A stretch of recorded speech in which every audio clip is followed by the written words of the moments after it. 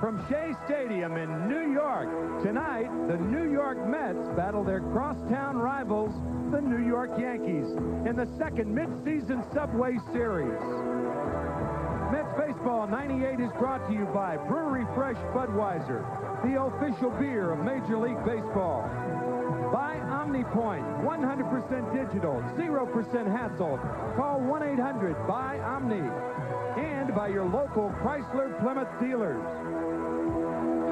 Boy, this is great. Pitching for the Yankees, Hideki Arabu, 6-3 at 2.19 ERA. And on the mound for the Mets, left-hander Al Leiter, 9-3, and he leads the majors in earned run average. For the next 3 nights, the train stops right here, Shea Stadium in New York. Welcome, everybody. Mets and Yankee fans will get it together. Con Ed may make electricity for a lot of New York, but these folks are going to be generating even more for the next 3 nights. For the 107th time, these two New York teams go at one another. Hello, everybody. I'm Gary Thorne, along with Tim McCarver, and welcome. This has been a long-anticipated series. Timmy, it finally kicks off here tonight, and with the matchup on the mound, what a way to begin. And they will be watching from Toms River, New Jersey to Chiba, Japan. Representing Toms River, he leads the majors in earned run average. Al Leiter, the left-hander with a 1.60 ERA. He's 9-3. And representing Chiba, Japan, and the American League Yankees, he leads the American League in earned run average, Hideki Arabu. And really, you've heard it many times in sports, but I got to tell you, the hype's worth it. It doesn't get any better than this. None better than this. They've been here for a long time waiting for this game to start. The fans have. The rain clouds have gone away. It is a baseball night. So when we come back, why don't we play? Game 1, Mets and Yankees, right here on 9 when we return. Right after this from Budweiser.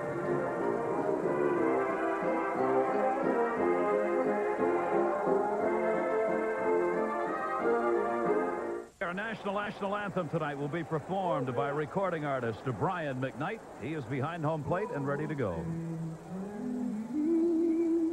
By the dawn's early light, what so proudly we hailed at the twilight's last gleam, whose broad stripes and bright stars through the perilous fight, all the ramparts we watched were so gallantly singing, and the rockets' red glare, the bombs bursting in air, gave proof through the night that our flag was still there. Oh, say does that star-spangled banner yet wave for the land of the free and the home of the brave.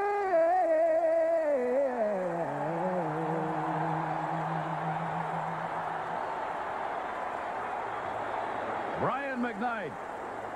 You see the folks still coming from the subway station into Shea Stadium. Full house, obviously, for all 3 of these games, and the electricity, probably nothing like this since 1986 when that man was playing right field for the Mets. Even in 1988, when the Mets played the Los Angeles Dodgers in the playoffs, and David Cohn went 20-3 that year, this place was not like that. It is riveting this evening. Folks were showing up here early this afternoon. Parking, setting up the grills. Yogi Berra is on hand to throw out the first ball. Mets and Yankees. After this from Citibank.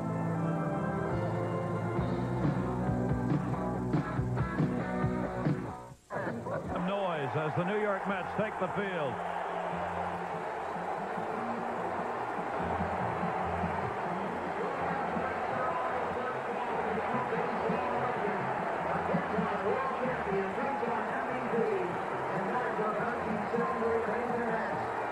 Mets manager manager, Bobby Valentine, said he hoped it wouldn't be 50-50 in the applause. It isn't. It's 100% for Yogi Berra.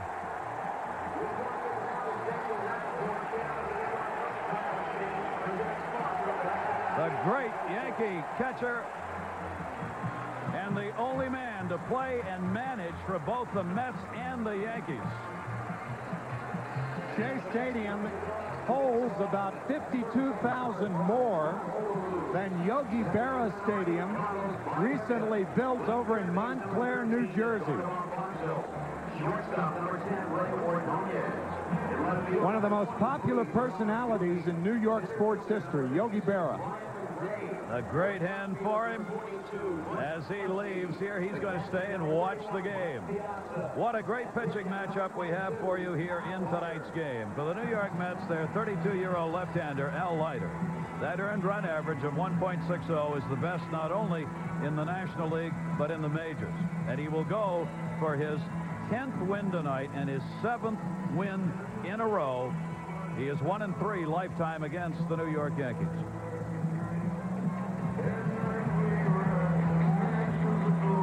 And the Yankees lineup, Chuck Knobloch, the second baseman, leads it off. Derek Jeter, the shortstop, hitting second. Paul O'Neill batting third. Tim Raines hitting in the cleanup spot first time this year. Jorge Posada at first base. Chad Curtis, the center fielder, batting sixth. Scott Brocious at third. Joe Girardi, the catcher, batting eighth. And Hideki Irabu batting ninth. And defensively for the New York Mets, it will be the regulars all in the lineup here tonight. In the outfield, Bernard Gilkey back in, Brian McRae and Butch Husky. In the infield, Edgardo Alfonso, Ray Ordonez, Carlos Baerga, and John Olerud. Mike Piazza doing the catching, and Al Leiter on the mound. Ed Rapuano will be the home plate umpire tonight. Charlie Williams at first, Frank Pulley at second, and Bruce Dreckman will be over at third base. Rudy Giuliani, the mayor of the city of New York. Fred Wilpon, co-owner of the New York Mets, seated on the right side. George Steinbrenner to be here tonight with Joe Torre's New York Yankees. Nelson Doubleday also on hand, the other owner of the New York Mets. Bobby Valentine, the skipper of the Mets, talking about the level of intensity expected for tonight's game and how much it means to the fans here in New York. And that's what he's talking about right now. This is what it's all about.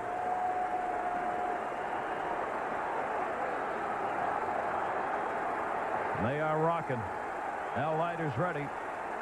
Knobloch up, and we're underway. Chopper, that went off the foot of Knobloch. Foul, strike one. And if you followed Al Leiter this season, you will know that the New York Yankee hitters will be facing 3 out of 4 pitches of that cut fastball inside on the hands. That's what it was to Knobloch.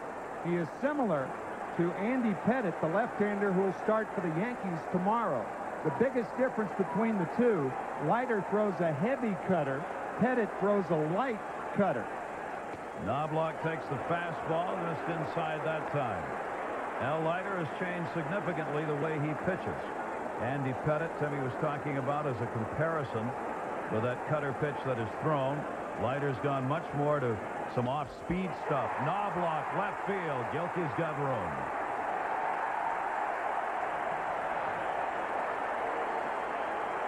Batting second, number 2, shortstop Derek Jeter. Chuck Knobloch hit that ball, and all of the Yankee bench got up on the top step. You can see in the background, watch. They think this ball's got a shot. Everybody up on the top step, and it's a routine out. But no, the players aren't affected by this game, huh, Gary? They don't care. No, it's just another ball game. Just another game. Yeah. Derek Jeter. Derek Jeter celebrating a birthday today. How about that? 24 years old today in Game 1 of this Subway Series here at Shea.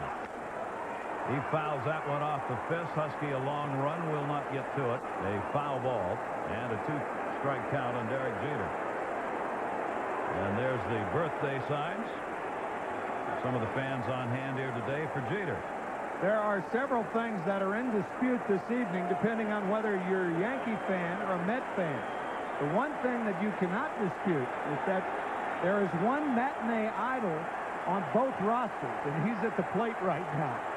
Is he that? Yeah. 0-2 delivery to him. Fastball up high. 1 ball, 2 strike count. Jeter, of course, had been on the DL. The Yankees still playing without their center fielder, Bernie Williams, out of there. Derek Jeter on the 15-day DL with a strained abdominal muscle. Getting back in and hitting the ball hard again. Grounded to third. Edgardo Alfonzo, bad hop, but he played it. Olerud the pick. Good work at both ends. Good work at both ends, Gary, but I still, and Edgardo Alfonzo will deny this, but I still think that he has problems with the back of that throwing shoulder. A strained rotator cuff put him on the disabled list in early May. And how many times have we seen John Olerud bail out Alfonzo on low throws and bad throws over the last 2 weeks? And Timmy, you saw where he threw that from? Yeah, under. That's right. He's not on top of the ball. No, that's right. So Olerud had to get out and pick that a little bit. You get an infielder throwing like that, pretty good sign that there's a soreness up there. One of the game's great hitters, Paul O'Neill. Leiter gets the chopper. Carlos Baerga will make the play. Good inning for Al Leiter. His Major League best ERA wasn't hurt with that 1-2-3 inning. Mets coming up after this from Volkswagen.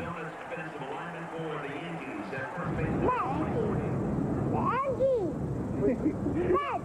No, you like the Mets. I like the Yankees, okay? I like the Mets. Yeah, you like the Mets. To have a fan with him tonight.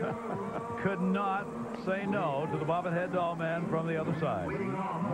Malicious looks on their faces, They however. Enrique Arabu, 29-year-old right-hander. He has lost his last 2 starts, but a solid earned run average of 2.19 and 6-3 on the year. Arabu will make his first appearance here against the New York Mets, as they will have Edgardo Alfonzo, Bernard Gilkey, and Piazza due up. Alfonzo, a couple of hits in his last 8 at-bats.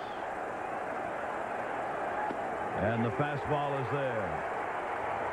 You can gauge the division of the crowd by the applause in these different situations tonight.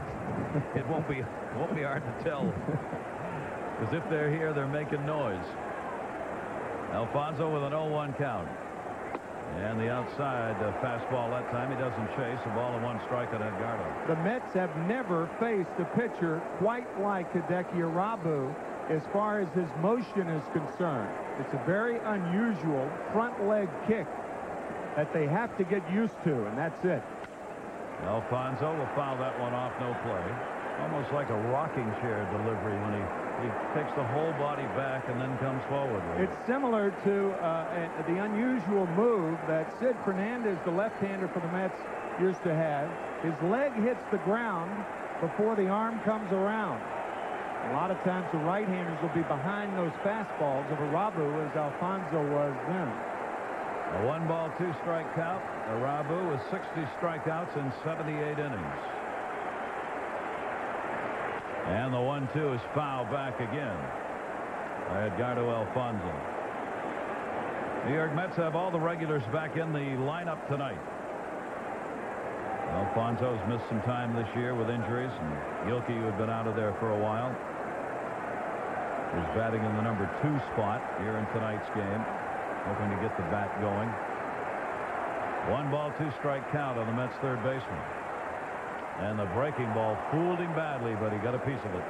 Gary, one of the fun things to compare these 2 teams and their players, and I guess if you're comparing Edgardo Alfonzo as a hitter, he's very similar to the hitting styles of Derek Jeter. They're both very, very good 2-strike hitters, and both hit for a high average. Jeter's going to get a lot more infield hits because of his speed. 1-2 by Arabu's the fastball, and that just missed. He'd set that fastball up with a breaking ball before, and has almost had Alfonzo on both of those pitches. Very, very close. Girardi setting up outside off the plate. Arabu hits the mitt, but it's a ball. 2-2 delivery. And again, chopped foul. That's very interesting. Girardi tried to get that strike off the plate on that prior pitch, and then on the 3-2 count, he moved the target back on the outside part of the plate. Nobody works the pitcher any better than Joe Girardi. There are some as good, but no one better. And Alfonso working him over here in this at-bat. 2-2 the count. And he takes it full. Alfonso has struck out only 29 times for a leadoff batter. Only 27 walks, not a lot in that department. A contact hitter, though, is pushing that average up to 272 now after he'd had a slow start with that injury problem. First 3-2 delivery of the ball game. And fought off again. Boy, this is a great at-bat for the entire Mets team. To have him start this way against Irabu, he's now seen everything. Forced Irabu to throw a lot here early on and just one batter. Mel Stottlemyre, former Met pitching coach, now of course the New York Yankee pitching coach. This is going to be pitch number 10 coming up from Irabu on this at-bat. And he walked it.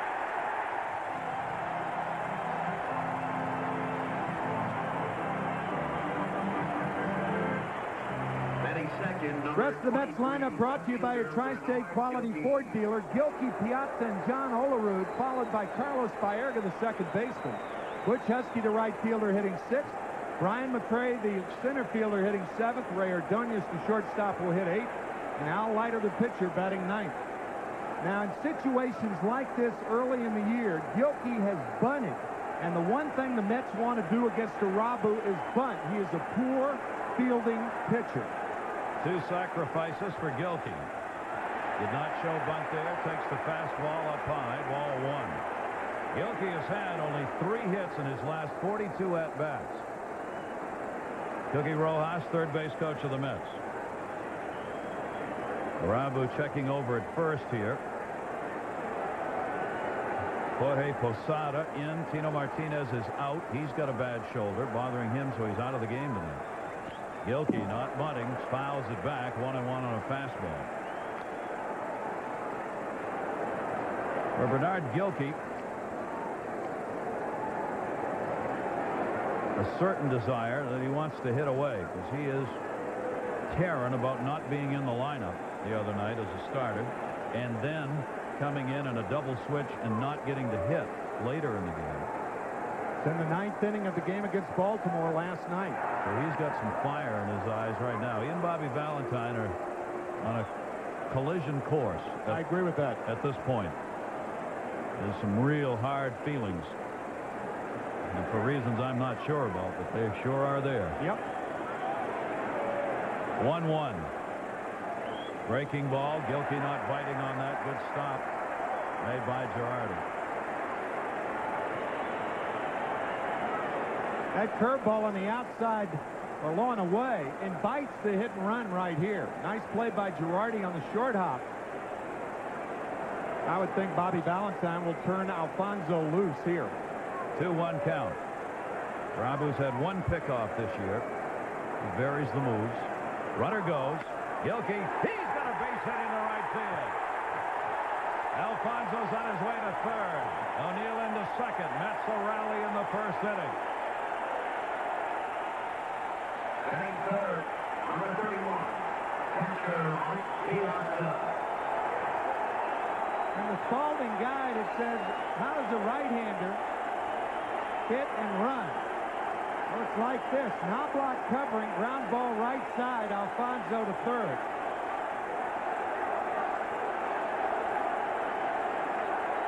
This is why Mike Piazza was acquired by the New York Mets. Right here. These situations. First and third. Nobody out. Gary, a lot of National League pitchers that have movement inside try to jam Piazza. But the one thing that Irabu has to do to right-handers, for the most part, is stay away from right-handed hitters. He doesn't have a tailing fastball. Piazza takes it in the dirt. Good block made. Girardi, that's 2 now that have really been outside and low that Girardi's had to block. This is a fine play by Joe Girardi. under C in that same guide. That's how you block balls in the dirt. It's a great block. Piazza, since coming over to the Mets, hitting .365, 4 home runs, and 10 RBIs. Another breaking ball down and away again, 2-0. See, everything's going to be away. If he comes in, it's going to be bad as John Olerud awaits on deck. Arabu's got magnificent numbers. Opposition's hitting .203 against him. 200 by left-handers and .206 by right-handers. Those are unbelievable numbers. 2-0, and he stays away and misses. 3-0 the count on Piazza.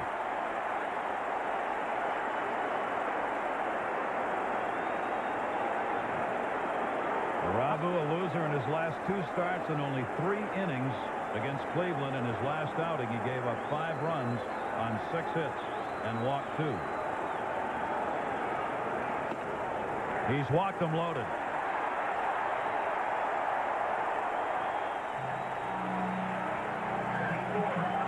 Partner, you said it right. That at-bat by Alfonso set up this inning. 10 pitches to Alfonso and the walk. Now, if Edgardo makes an out, then you don't have a chance to hit and run. Then he's not as fine to Piazza. And that at-bat by Alfonso, a case could be made that that's in large part the reason that the bases are loaded with nobody out. And all the guys sitting got a chance to see all those pitches, like Bernard Gilkey, who got the base hit, and Piazza drew the walk. And John Olerud. Bases loaded, nobody out. Olerud, one of the best at getting them home. .333 with runners in scoring position, .325 overall. And up high, Arabu. He's missing all over the place here in the first inning.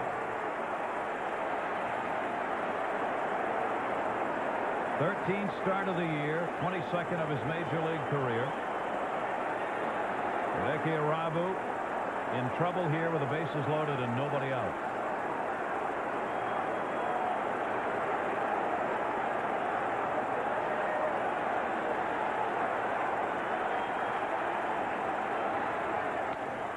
Olerud fouls it off. It's of real concern to the Mets. John Olerud has been taking tired swings over the last 10 days. Most of his foul balls have been off to the left side.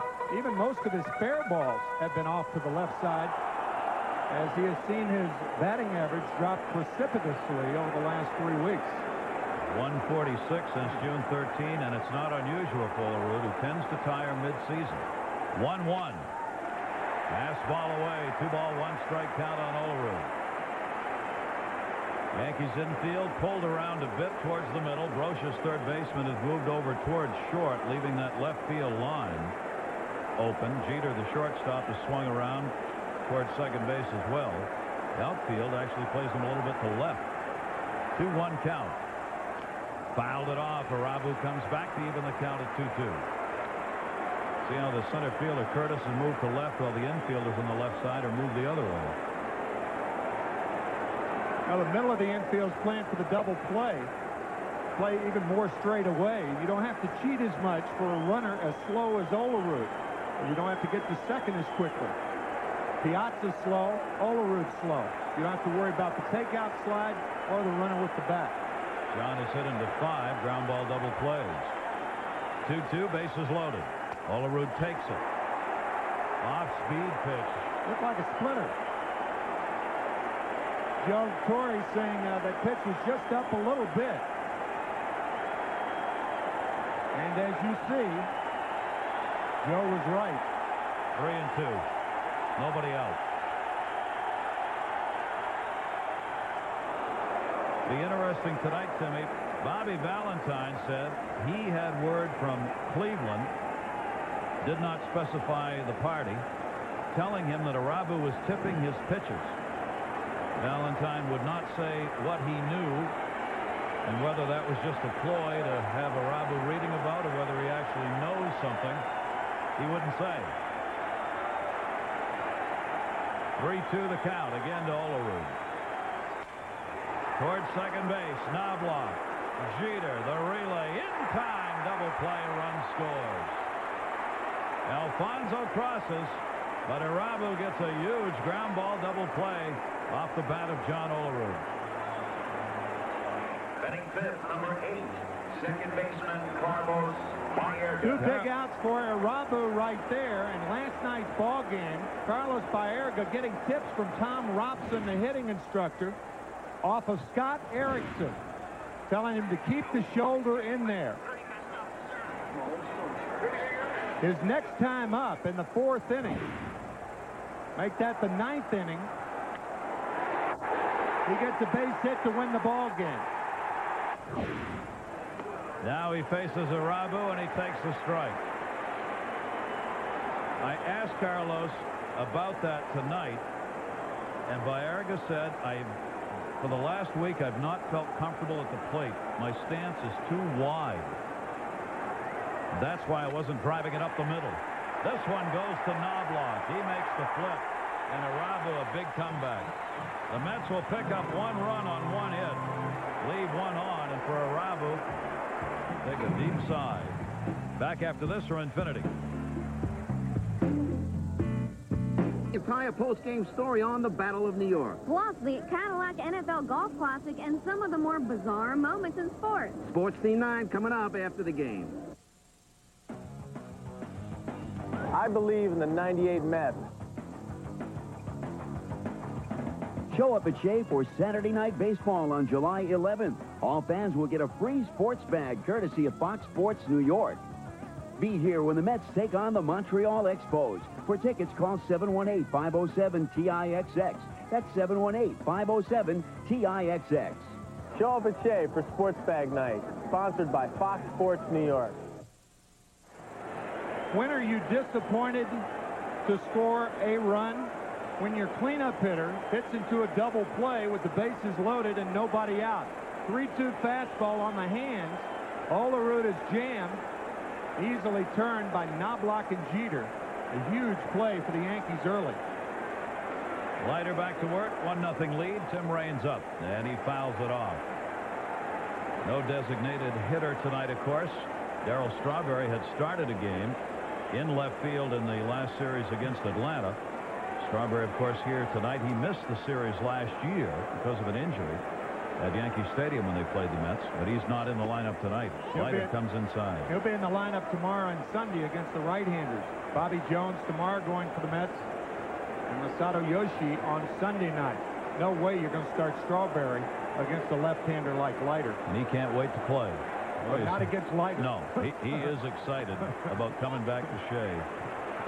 Talk about players. He did not try and tone it down at all. He couldn't talk enough about it. Of course, with the '86 World Champions here, he was the regular right fielder. 2-ball, 1-strike count. 32-year-old Al Leiter and Raines 2-2. Raines didn't like the call and talks to Ed Rapuano. 38 years old now and a .296 career hitter coming into this season. Raines has faced Leiter before. 3 hits and 8 at-bats off this left-hander.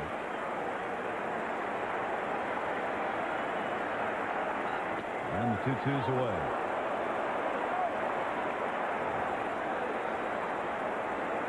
This crowd is like a surging sea.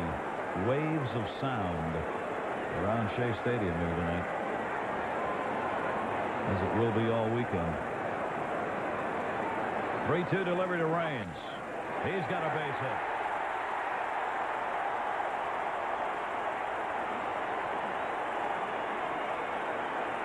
Leadoff man on for the Yankees. Their first hit off Leiter.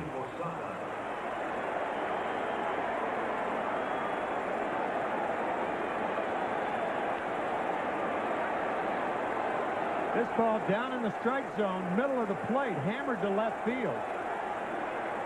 What happens to balls in the middle of the plate? The double play ball that Irabu got with Olerud. That ball in on the hand. Throwing hard is not enough up here. Especially against this lineup. That's right. Jorge Posada playing first base tonight. 41st time he's been over there at first. So he said Tito Martinez out of the lineup. So Jorge Posada gets the start at first base.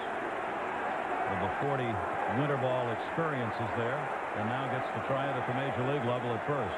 He broke in as the second baseman. There's Tino Martinez, still having problems with that right shoulder, plunked by Armando Benitez in mid-May. And Martinez can play, but Joe being Joe Torre, wanted to sit him against the likes of Al Leiter. Martinez continues to say he's fine. He will not admit to any problem. He wants to be in the lineup, but he has really struggled at the plate since that incident. 0-1 count here with Raines at first. That one chopped. Going to be trouble. Leiter's got to hurry to first. Won't get him.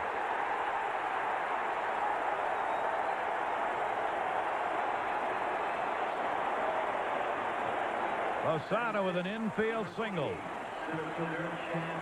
I think Mike Piazza gave up on this ball. Look at Piazza. Piazza's not even in the picture, even though it did crawl down that third baseline a little farther than Mike thought.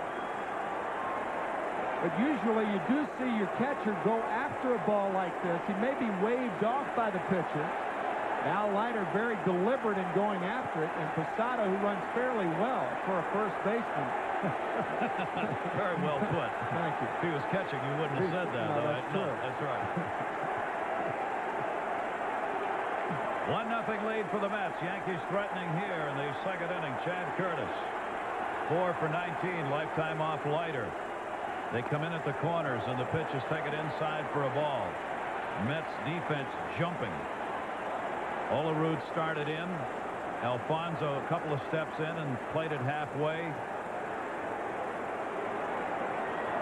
I think Alfonso should be playing back. I don't think Curtis is thinking about bunting here. If he does, it'll be for a base hit. Now Alfonso's given the defensive signals. I don't know what they're going to do, but if he's even with the bag, he's too shallow. Now he backs up a bit. Curtis does not have a sacrifice all year. You got the bottom of the order coming up. Really squeezing in the middle by Erga and Ordonez. They back off. 1-0 delivery, and that's inside. Ball 2.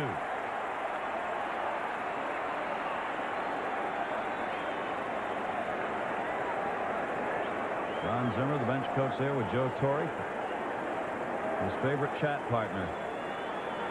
And what a help. Wearing number 50, Popeye's 50th year in the game. And he is always in the game. 2-0 count. Curtis taking, and a strike on the inside corner to him.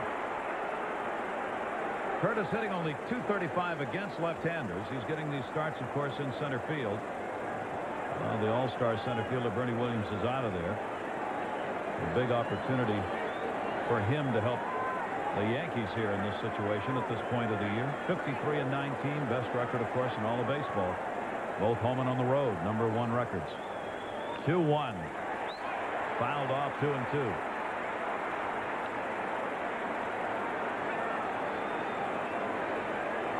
Usually when pitchers are behind in the count, especially 2-0 or 3-1, you don't come inside.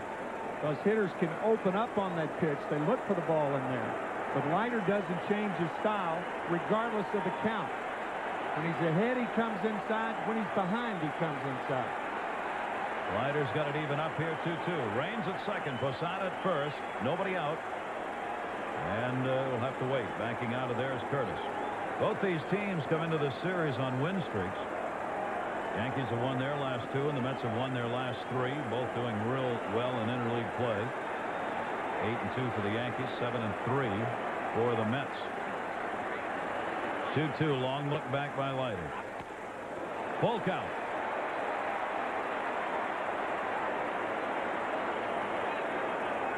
Send the runners? Absolutely. That's the one thing Joe Torre brought to the Yankees, the aggressive National League style. As you look at Scott Brocious, speed on its second. You may see Piazza throw it behind or to the trail runner. If Curtis swings and misses, he may try to get Posada at second instead of Raines at third.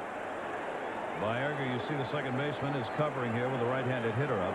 He's way over there. He'll back off a little bit off Raines on the pitch. 3-2 count, nobody out. Runners go. Swung on, lined. Ordonez! A great catch!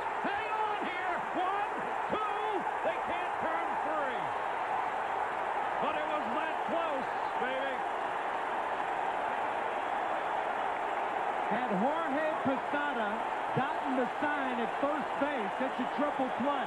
Posada didn't run. It's a double steal. Raines runs, Posada does it, and that's what prevented the triple play. Look at Posada right there going back to first, chased back by Olerud.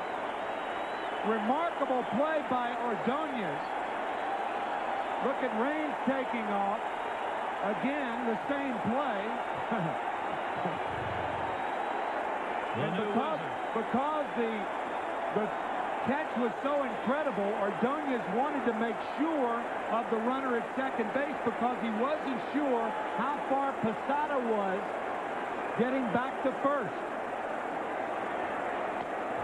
2 down, just like that.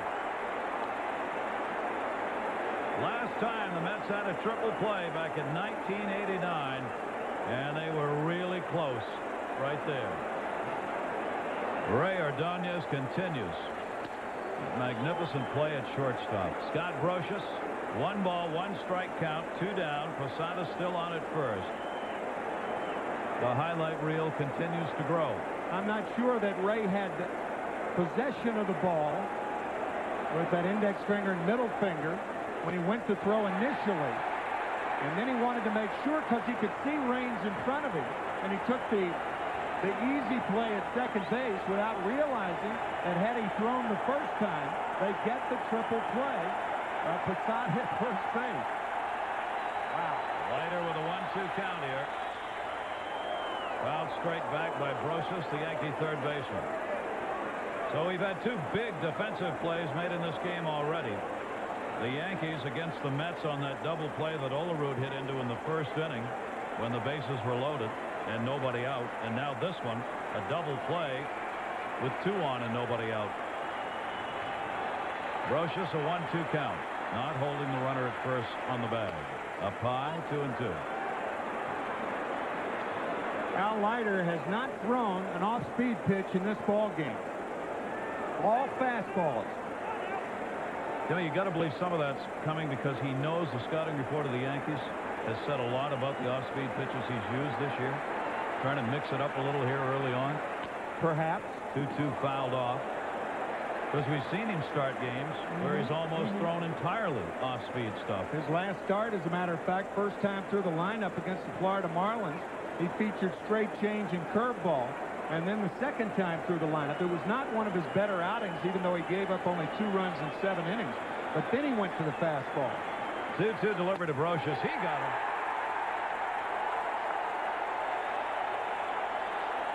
With a little help from his friends by the name of Ray, Al Leiter gets out of that inning. Back after this from Sullivan Smith Barney.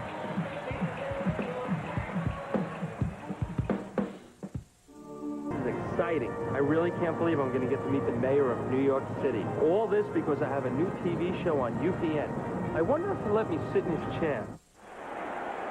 A lot of congratulations for Ray Ordonez again.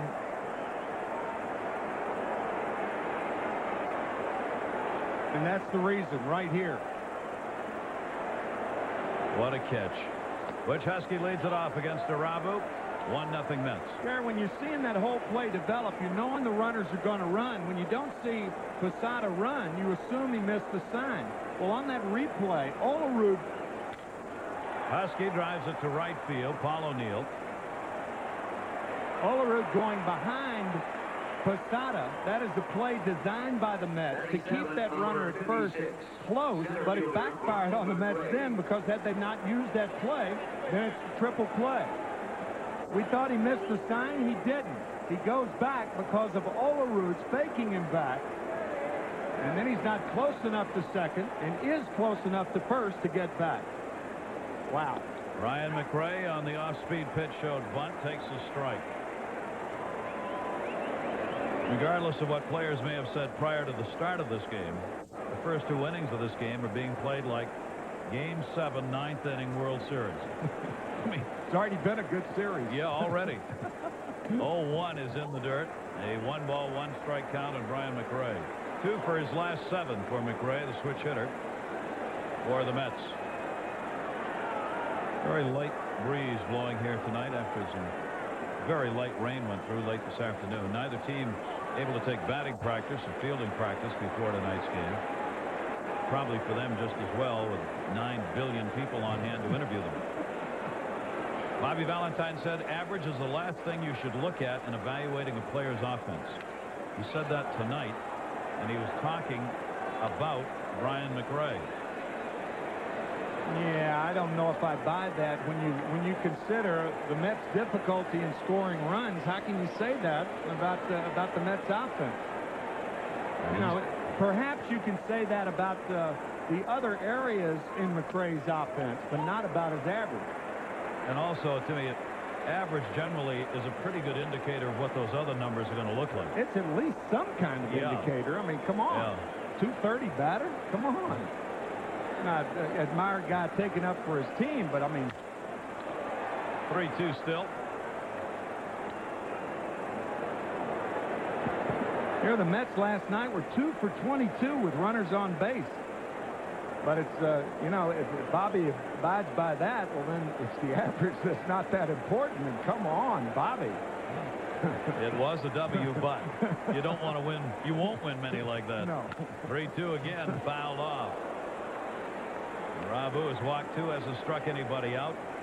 Put away pitch has been hard for him to come by early on here. Alfonso battling with foul balls. McRae now doing the same thing here.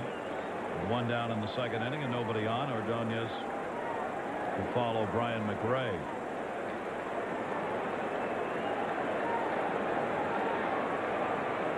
Rabu with a 3-2 again.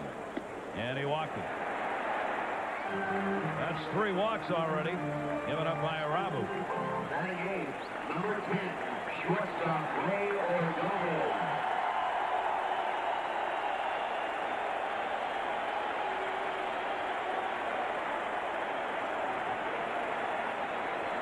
The hand, of course, for Ordonez and that magnificent defensive play. Ray steps in with a runner on at first base. 5 hits in his last 11 at-bats. Runner on at first base here. Brocious moves in at third. He's already 2 steps in on the grass. 1 down. Pretty good lead over there by McRae. Something to consider here. You're less inclined to allow McRae to try to steal because Ordonez has a very poor batting average. So you're more inclined to have the hit and run on. Thereby, if Ordonez can find a hole, you push McRae to third, and then Leiter can get him in on something other than a hit. McRae 14 stolen bases. Foul back this time. If you have, excuse me, Gary, if you have the straight steal on here, Brian McRae's got to have designs to steal third, too, for it to be effective.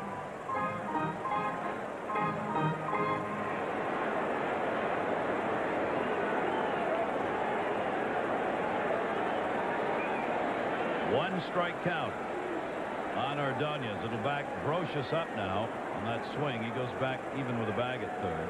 Pitch out, nothing on. He did not show bunt, and McRae was not running.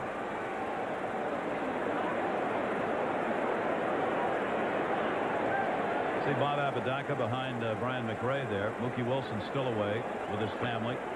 Personal matter, so Apodaca, the pitching coach, continues coaching at first for New York. Place of Mookie Wilson. 1 ball, 1 strike count to Rabu. Ordonez fouls it off down the right field line. No play for O'Neill. And a 1-2 count. Series, of course, sold out. All 3 games. Mets urging all the fans coming to use public transportation wherever possible because it is tough driving in and out. 1-2 count.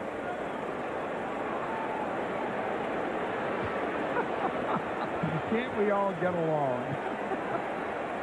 No. No. That's the historic classic and still the answer. It should be. You've got to be kidding me. 1-2 count. See the folks up there on the subway railings. Jeter to second. Knobloch to bounce it to first. Can't be handled by Posada. Good takeout slide at second base by Brian McRae. Fielder's choice for Ray Ordonez. That's what did it. Brian McRae barreling into Chuck Knobloch at second base, causing the low throw. This ball hit hard enough. Good toss by Jeter, but watch McRae. But this is just another game for the players. Right. We said it before, and it's just another game. Just another game. Yeah. Right. 2 down. Al Leiter, left-handed hitter as he is a pitcher. 4 hits and 28 at-bats on the year. And now you don't want to send McRae because you don't want him to be thrown out and have Leiter leading off the next inning, maybe? Right. Strike taken from Arabu, 0-2. Or at first Ordonez, rather. As Ordonez. Jorge Posada playing in front of him and off the bag. And Arabu gets his first strikeout against the opposing pitcher, Al Leiter. No runs, no hits, and a base runner left on. Mets lead at 1-0. Back after this from Land Rover.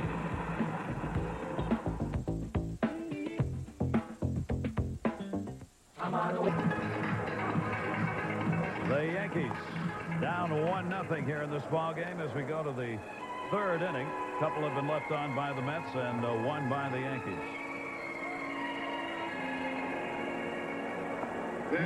For Al Leiter, 1-3 lifetime in 4 starts against the club he originally signed with, the New York Yankees. He says that was so long ago, though, not a lot of feelings in that regard still remain. Not that it's just another game, but the Yankees are a long time ago in his career. Joe Girardi, the veteran catcher, leads it off. Strike 1.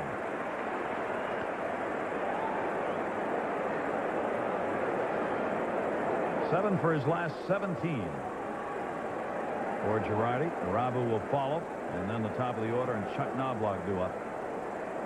Leiter bounces that one. That's an overhand breaking ball. First one. First curveball, yep. First off-speed pitch of the ball game for Al. Girardi, just a 200 hitter off left-handers this year, 4 for 20. Down to third. Alfonso, even with a bag, plays the big hop. 1 down.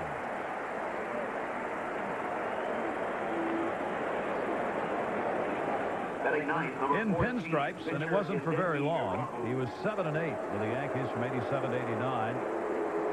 Hayes in the innings pitched, then traded to Toronto for Jesse Barfield, and of course the great years there, and then on to the Florida Marlins. World Series ring there last year, and now with the New York Mets. They're having a great season, all-star season, 9-3, best ERA in the game. Hideki Arabu wasn't sure if you stay in the box or not, and it's a strike to him. He may not be staying in the box, but they're staying home in Japan as we speak. In Japan right now, it is 9:30, or approaching 9:30 on Saturday morning. NHK, that's NHK, is broadcasting live via satellite throughout the entire country. Estimated 2 million people are watching on a Saturday morning. Second baseman Chuck Knobloch. Yasuo Fuji is doing the play-by-play, and Masanori Murakami, who used to pitch for the San Francisco Giants, a left-handed pitcher, faced him back in the middle 60s, as a matter of fact. There's Masato Yoshi on the right, Hideo Nomo on the left, and Arabu starting tonight. The international game. Oh, man. 2 down on the strikeout. Leiter's got 2 in the ball game now, and Chuck Knobloch will fly out to left field. Knobloch 2 for 12 and a home run, lifetime off Leiter, and a timeout here. In that regard, a big story today in the New York Times about baseball going international, trying to put together teams to play a World Cup of baseball, if you will, in the future. Teams from different countries made up of Major League players primarily. That's on the table right now for Major League Baseball. Thinking that it could be a done deal within the next 3 years. 0-1 delivery. Knobloch fouls it back, and a 2-strike count on it. Major League Baseball is planning another tour in Japan. The games to be played after the World Series this year. And Arabu, one of the reasons, of course, for this transfer of players from other countries to the majors. Knobloch lets that one go. Fastball down and away from Leiter. 1-2 count on Chuck Knobloch. Obviously, huge acquisition for the New York Yankees. With this outstanding second baseman in this lineup, it's helped them to that 10-game lead they've got. 53 wins. For the Yankees, they've now tied the second-best start ever in Yankee history. It's pretty amazing that it's only second. Tied for second. The best records for the Yankees in their history goes back to 1928. They are now tied with a 1939 team at this point in the season for the best record of this many games having been played. 3-2 strike count on Knobloch.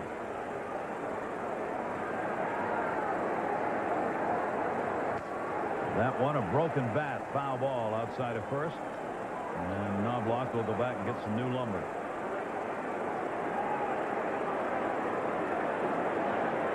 While he's there, we'll remind you that today's game is brought to you by Budweiser. Brewery Fresh Budweiser, the official beer of Major League Baseball. Chuck Knobloch being traded to the Yankees opened up the way for the young Todd Walker with the Minnesota Twins. Todd could be the Rookie of the Year in the American League. He is having a fine year, batting .338. Sixth in the American League in hitting.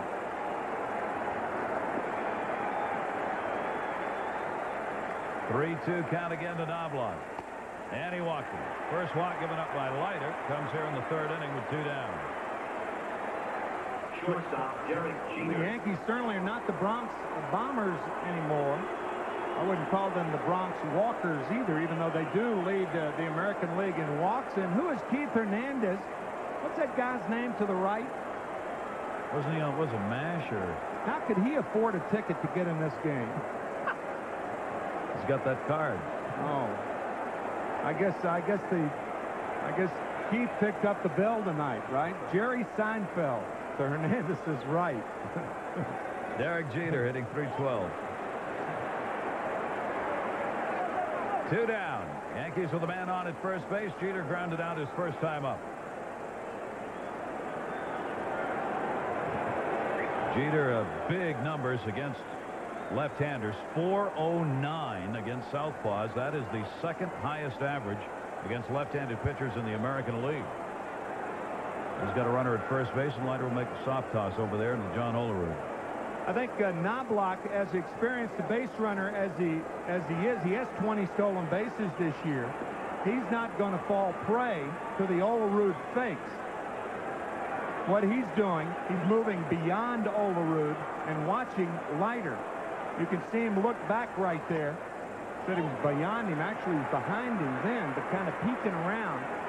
You see Leiter's right leg. When that right leg goes behind the left leg, he's committed to go home. Here's Chuck.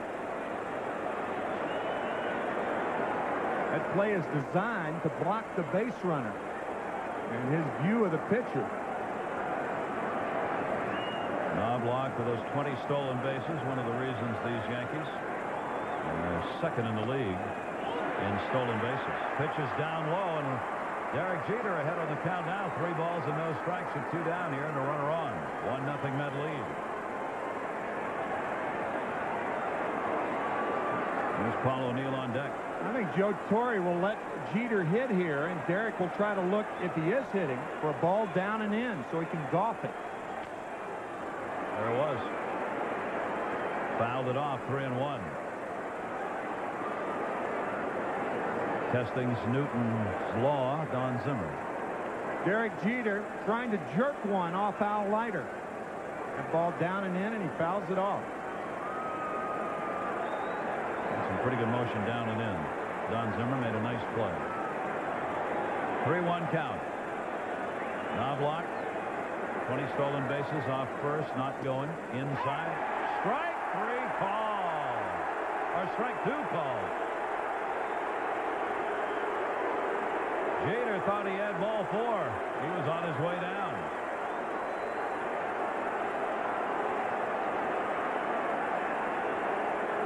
Mets got a break on that one. That looked like ball 4 to me. I was throwing my bat away with Derek. You weren't alone. No. I had the copy to throw to commercial right here. 3-2 count.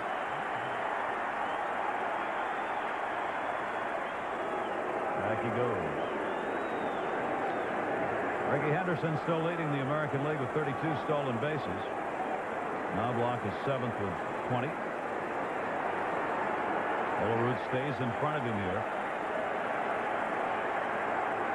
3-2 delivery. Fouled off again by Jeter. These hitters on both sides not giving in here and working these pitchers hard early in this game. That's the thing. We mentioned it our last broadcast with Al Leiter facing the Marlins. If right-handers are going to put the good part of the bat on the ball, they have to pull it foul because that pitch is boring in on them. The only time you're going to keep it fair is if you break your bat. 3-2 again, runner goes. That's why, Timmy, for Leiter, right-handers are hitting 201 off him. That's right-handers off a left-hander 201. Left-handers do better 238 because of that pitch. Here's that prior pitch. That 3-2 pitch, you can see when you put the ball in play on the fat part of the bat, you've got to pull it foul. 3-2, third time, 2 down. Tom Knobloch back in the bag. Yankees have a chance to lead the league in stolen bases this year. They are second right now. They haven't led the American League in stolen bases since 1985. 3-2 count. Pitch number 50 by Leiter is a ground ball to short. Ray Ordonez.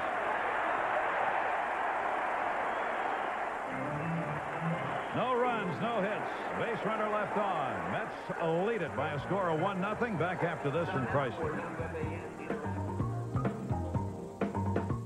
Now get extra savings with the Chrysler Owner's Bonus Sale.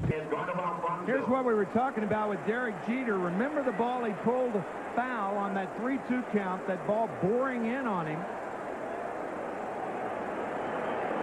That's pulled foul, and then the out was the ground ball to shortstop in on the hands to break his bat. That's what we were talking about. To keep it fair, you almost have to trade a bat to keep it fair. And might not get much out of that bat. No. Edgardo Alfonzo takes the pitch up high, and Arabu continues to struggle out of the strike zone here as he falls behind 2-0. Alfonzo had a great at-bat in the first inning. 10 pitches, fought off Arabu and got a walk, and has scored the only run in this game. This one fouled back in a 2-ball, 1-strike count. Arabu has walked 3 already and struck out 1. Edgardo Alfonzo has moved around in the lineup, of course, for the Mets this season. Number 2 hitters, where he's primarily been spotted most of his career. And Mets need that bat at the top, though, in the on-base percentage. Foul back again, 2-ball, 2-strike count.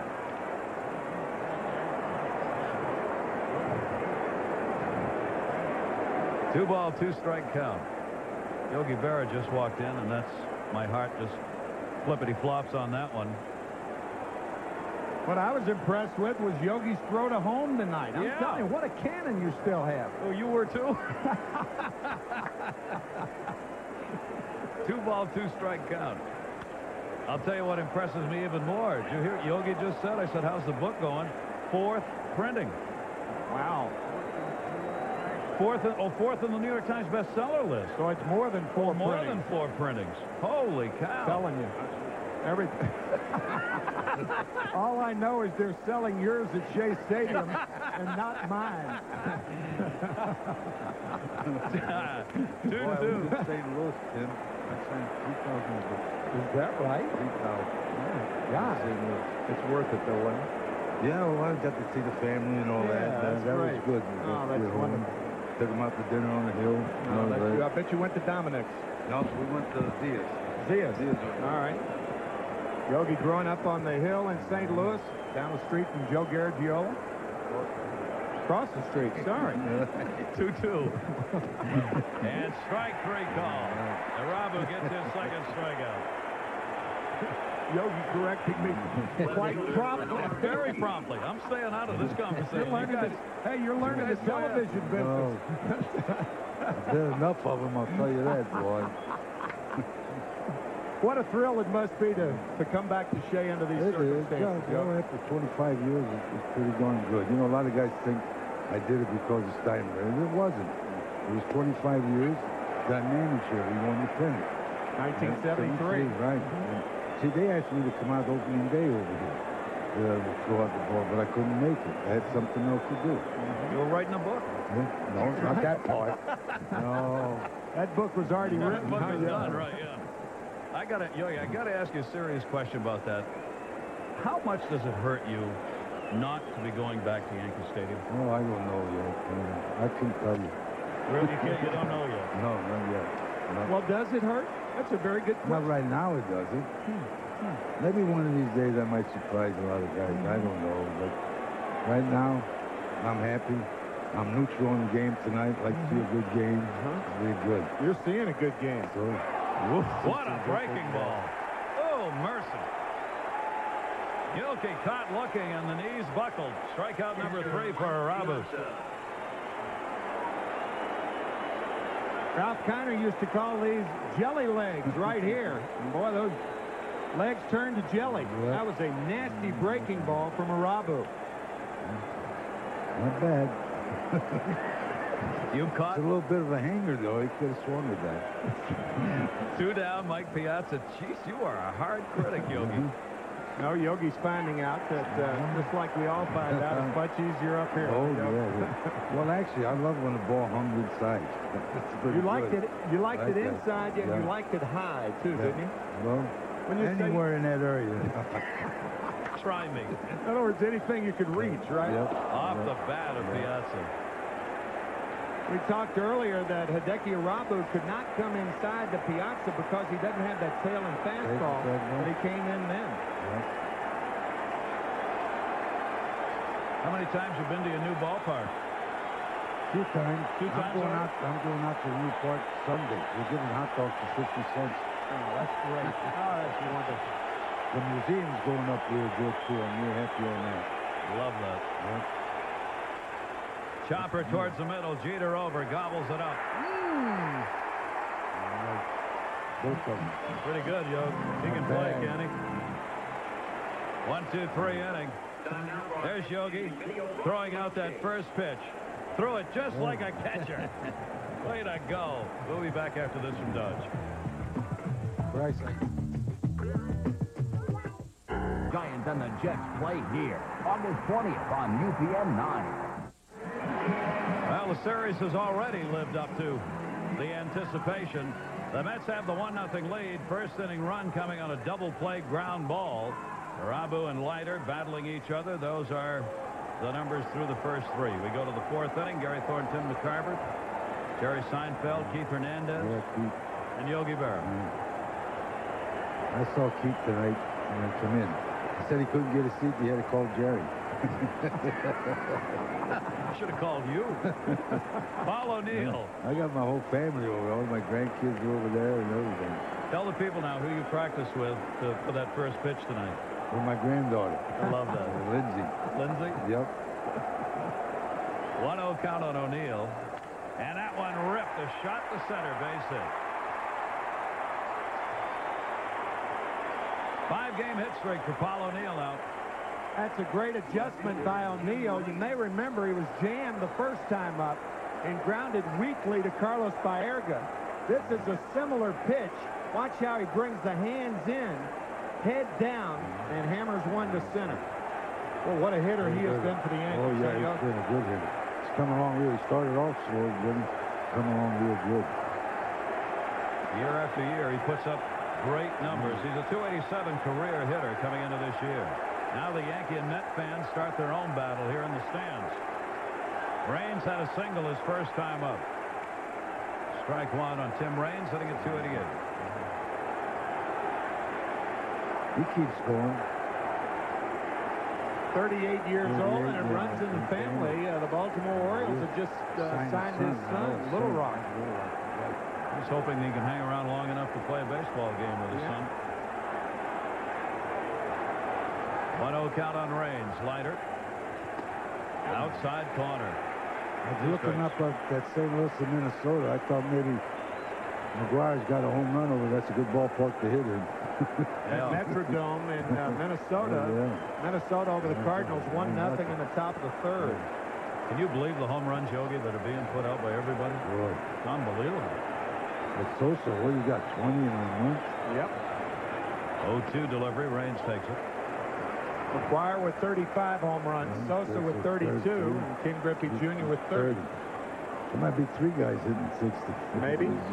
Maybe. 1-2 count on Raines. Mets 1-0 lead. They've held on to since the first inning. Yankees and Mets have both threatened on other occasions. That one is ripped foul by Raines. You get out in front of it. Something I've never asked you. In all seriousness, how tough was it on Roger Maris in 1961? He had it tougher, I think, than now. You know, television wasn't in.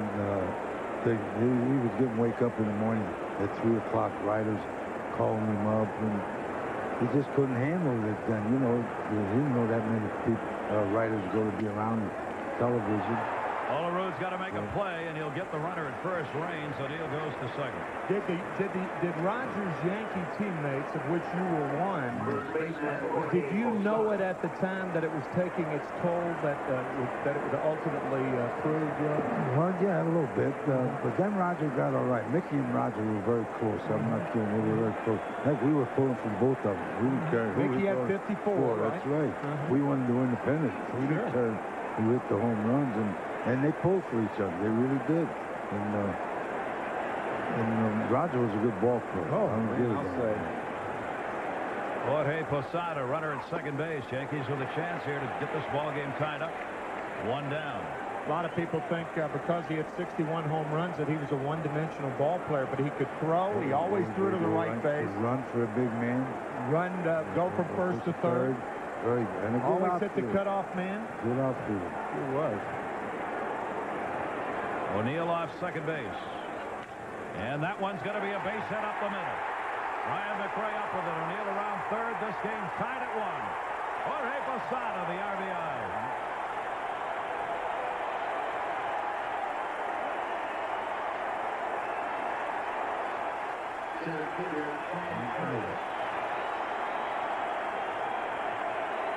Part of the magic that Joe Torre has worked all season long. Jorge Posada had not played first base all year. In his first start, he's 2 for 2 and ties it with a single up the middle.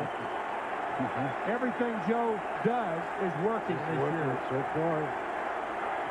Well, Casey used to do that too. He used to pretty good. It's good when you got players you can maneuver around. It is. Chad Curtis. Towering pop-up, third base. Alfonso had to battle it. 2 down. You know, Whitey Ford's out here tonight, too. He is. I didn't see Whitey. Yeah. He called my wife last night and said, if I knew you were throwing out the first ball, I would have caught it for you. Oh, that would have been a switch. I knew it. Boy, you caught quite the staffs of the New York Yankees. Those guys could pitch. Was Ford the best pitcher you caught? Well, we had quite a few on Ford, Ashley, Reynolds, Lopat, Bob Turley. We did all right, I'll tell you. We always had somebody. Just like we had over St. Louis when we played. Classic understatement. Yogi, it's great seeing you. Okay. Now, I hope you're selling Timmy's book at your ballpark. No, yeah. Okay, thank you We're very going much. to try. I'm coming over and check it, too. Okay. Back after this from Toyota. Stadium tonight, this game being brought to you by Nobody Beats the Wiz, your total home entertainment center. And by your local Greater New York Toyota dealer. Toyota, every day. Gary Thorne, Tim McCarver, and Yogi. Wow. A beautiful man. I'm telling you. Arabu faces John Olerud and gets the strike in. Olerud get into the double play his first time up with the bases loaded and nobody out. Big out for Arabu, who has walked 3, struck out 3, and the Mets with just 1 hit off Arabu so far in this game. Olerud, the strike on the outside corner. Arabu settling in. After throwing that double play ball to John Olerud with the bases loaded and nobody out in the first inning. 2-strike count. Inside to him just to back him off a little bit. Set him up for another outside pitch maybe here. John's average, he'd been in the top 10 hitting in the National League virtually all of this season. He has dropped out of that now, not just by about 3 points with that 324 average. That breaking ball, that one misses. 2 balls and 2 strikes on Olerud. That's the thing about Arabu. He gives you so many looks. The slow curve ball, you think about this at bat. The slow curve and then the splitter that missed on the 0-2 count. And the good fastball away. 2-2 to Olerud, and it's up high, full count.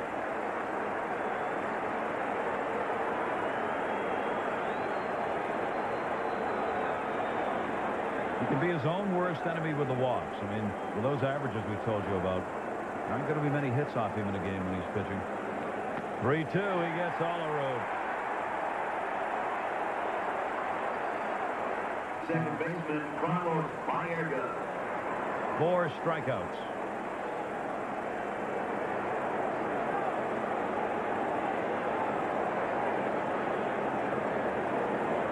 Olerud does not go down swinging very often. He has struck out only 35 times this year. Carlos Baerga. Baerga grounded out his first time up, 3 hits in his last 9 at bats, 286 on the year for him. Talking about Carlo before, Carlo saying that stance of his, he said too wide, had to shorten it up, and he said, who calls me? My dad. Now his dad's here for this series. His dad watches him on TV and said, you got those feet too far apart. He said, I closed him down with that 3rd at bat the other night, and that's when I got the base hit to center. He said, but I have to keep thinking about it. For some reason, he said, I'm just spreading that stance out more than I have in the past, and I don't feel comfortable when I do it. It's an awkward way to hit. With that open stance, it's very stiff with not a lot of flexibility. Losada makes the play, and there are 2 down. Right fielder, Butch Husky. 2 down, bases empty. Butch Husky coming up. This is where the Mets, of course, have struggled this year offensively. They're pitching best in the majors, team-wise, ERA. Trying to put runs on the board has been a problem. 1-1 ball game here in the 4th inning, and Husky flying out to right field his first time up.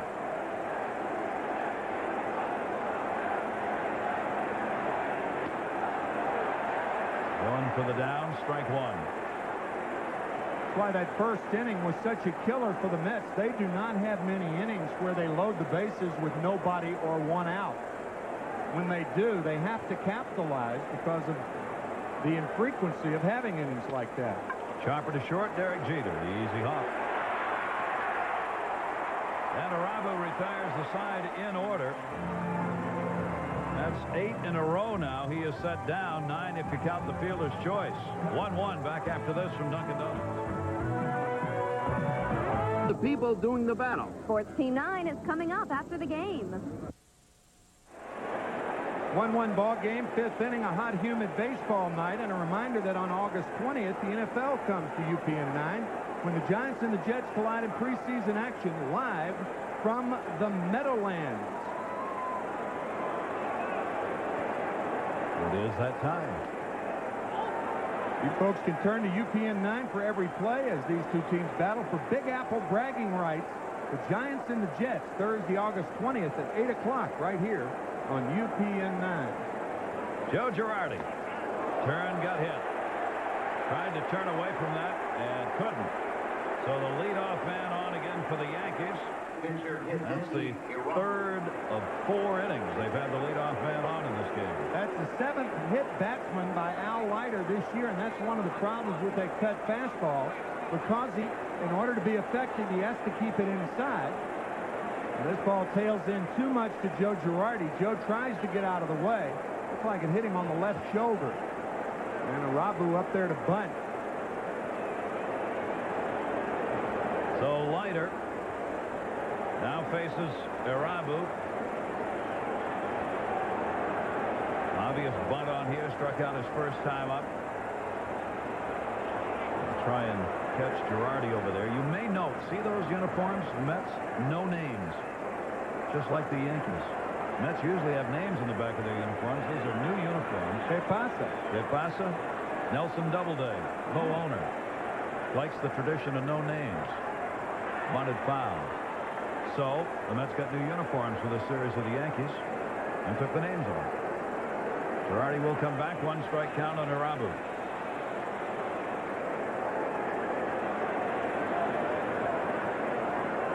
Olerud out to talk to Leiter to tell him what he's going to do. One of 3 things. Nobody was better at this particular play than Keith Hernandez. As a matter of fact, Hernandez worked with Olerud in spring training about the bunt play with a runner on at first. Trying to make that out at second base.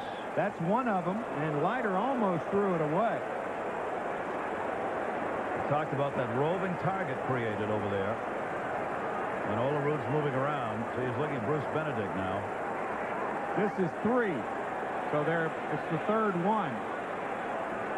Olerud can charge, and Leiter will step off. And now Olerud's going to tell Leiter, you know, sometimes some plays like this are just not worth it. I mean, you got a pitcher in a rhythm like that, like Leiter is. I mean, he's leading the majors in earned run average. And now all of a sudden he's got to divert his attention to a pickoff play. Some guys can do it, but Al looks confused out there. 1 strike count. Again, the throw over. The reason Leiter obviously has got to get this right is Olerud's making these moves, so Leiter's got to be in sync with him. Or he's out of position. Well, that's right, because if Olerud charges, Girardi will run if Leiter goes to the plate. Charging this time, the bunt popped up, foul. So Irabu unable to get the first 2 down. 2 strikes on him with nobody out. 1-1 ball game. Irabu trying to move the base runner up here, and again Olerud will come over and make sure that they're on the same page. The one thing about Girardi is an excellent base runner. You're going to say, well, he's a little short, squatty catcher. I didn't say that. No, well, I mean, you know what I'm saying. He had 13 stolen bases a couple of years ago. Strike 3. No, I didn't say that either, but that's what they say about catchers. You're short, squatty, big, thick ankles. You can't run a lot. You know what I mean. Irabu can't bunt. Understandably. Rarely gets the chance. So that's 1 away. Irabu doesn't get it done. Girardi remains on at first base, and Chuck Knobloch coming up.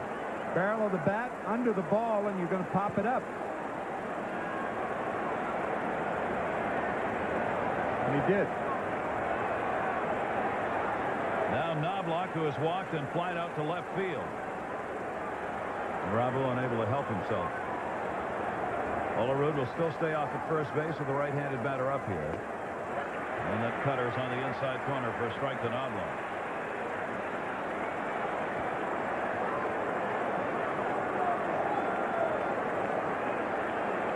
Right from the get-go, first inning of this game. Almost every pitch, every at-bat being played like 9th inning, 2 down. 0-1 delivery. That gets away from Piazza. Girardi a turn at second. That's where he'll stay. Well, that takes care of the sacrifice bunt that was needed right there. It should be a pass ball. Piazza is sitting outside. And what happened on that play, he blocked himself out. A lot of times the catcher's arms get inside the shin guards. And when you try to move to your left, as Mike did, you're blocked out. You actually block yourself out. Move the left arm over, but your leg's there. Watch his left arm right here. So you can't move because the shin guard's there. You have to keep the arms flexible and above the shin guards. Now Knobloch with a 1-1 count. Got a potential go-ahead run out there at second base in the person of Girardi. And he drills it. Foul. 1-2.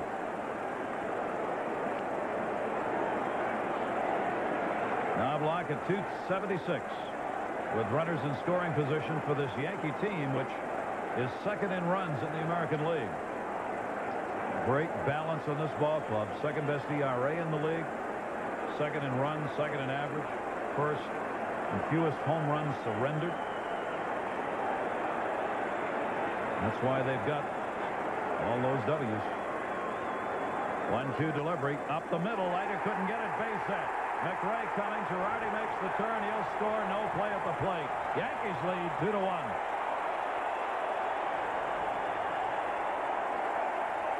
Shortstop, Derek Jeter. Knobloch, the RBI single. Well, we want to take you back to all those throws at first base. You know, those throws with a guy like Al Leiter. To me, you're thinking too much in the game. I know that's part of the Mets and the way they play the game. This ball back through the box could have been fielded by Leiter. But since all those throws to first base, I'm not blaming it all on that. But he's been out of sync. Got the pass ball, and the ball down and in. And now the base hit by Knobloch. 28 RBIs for Knobloch. Derek Jeter still one away.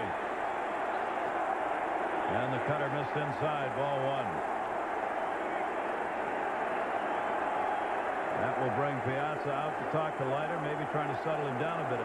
Leiter is a very emotional pitcher. Yeah, he is. And if he gets upset by something like you were talking about, Timmy, with all those throws, it really affects his presence on the mound. Some guys don't like all those trick plays. They get into a rhythm when they're pitching, and they don't want to be upset by the intervening pickoff throw. The one thing the Yankees can do is really drive in that final nail, and Joe Torre loves to play aggressively when he's ahead. Counts in Jeter's favor. I wouldn't be a bit surprised to see Knobloch running here. 1-0 count on Jeter. And that one is Ordonez again. A little easier that time. Right fielder, Paul 2 down. O'Neill. Didn't have to range as far to his right, did it? Jeter jammed again. Leiter has been living inside on Derek Jeter, and for the most part, all of the right-handers. Good base running by Knobloch. You can't get doubled up on a line drive to the left side, because if the ball gets over the shortstop or third baseman's head, you're only going to go to second anyway. Now Paul O'Neill. O'Neill singled and scored in the fourth inning. Came around on the RBI single by Jorge Posada. Runner at first, 2 down now. Knobloch not going, and a strike on the outside corner.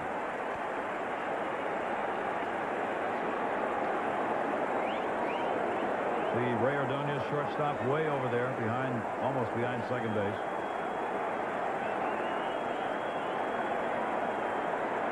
Derek Jeter's taking an 0 for 3, unable to get one off Leiter. Fouled off the other way by O'Neill. Strike 2.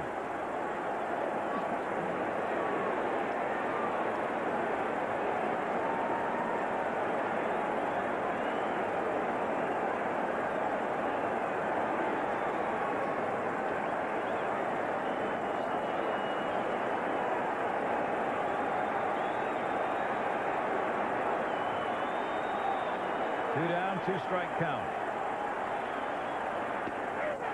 Got him outside corner. O'Neill didn't think so. 4th strikeout for Leiter. It's time for the Rock and Roll Back after this from Ford. It was the year James Dean Quite verbal with a lot of American League umpires. Ball does not make a quiet out. He may have had a case here unless the ball caught the front corner. Did it? Very close. Piazza catching it about 6 inches outside. But Paul punched out. Surely you jest, is what Paul said, the home plate umpire. To which Ed Rapuano responded, "Don't call me Shirley." Brian McRae takes the pitch up high. McRae, Ordonez, and Leiter. Yankees on top, 2-1. 2-5-0 for the Yankees. 1-1-0 for the Mets. 1 hit, and that was in the first inning by Bernard Gilkey. This one may be number 2. Deep to right field, near the pole. Goodbye, home run.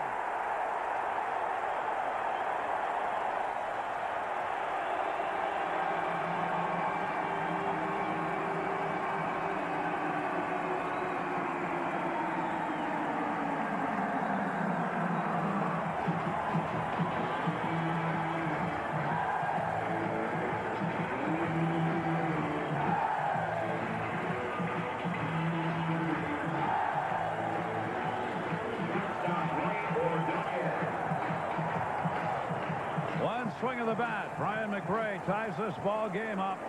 30 RBIs on the year, 9 home runs. Ray Ordonez. That ball right off the screen on the fair pole.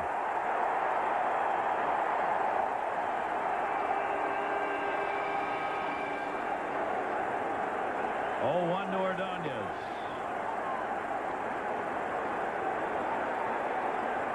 Rabu's given up 9. A high fastball to Brian McRae on the inside part of the plate.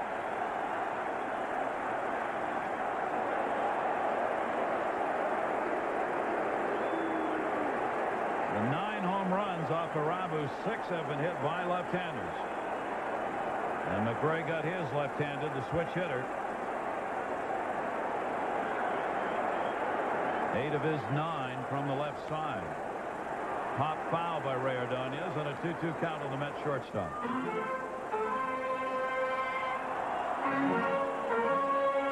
Ray should play a little game with himself. We talked about in spring training. Anytime he hits a foul ball up in the air, he ought to find himself a buck.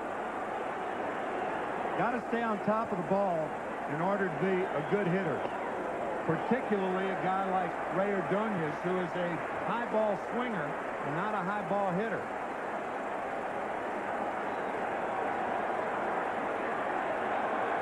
Three ball, 2-strike count. O'Neill in right.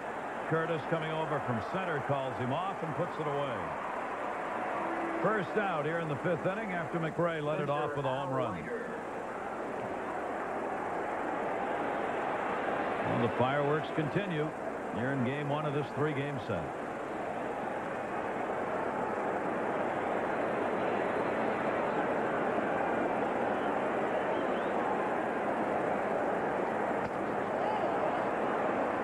Leiter takes the strike. Leiter has had 1 at-bat and struck out.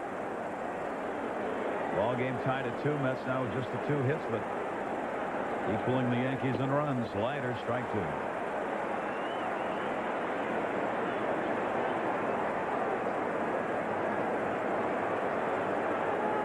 Four for 29 on the year at the plate for Leiter. Rabu outside without a ball and 2 strikes.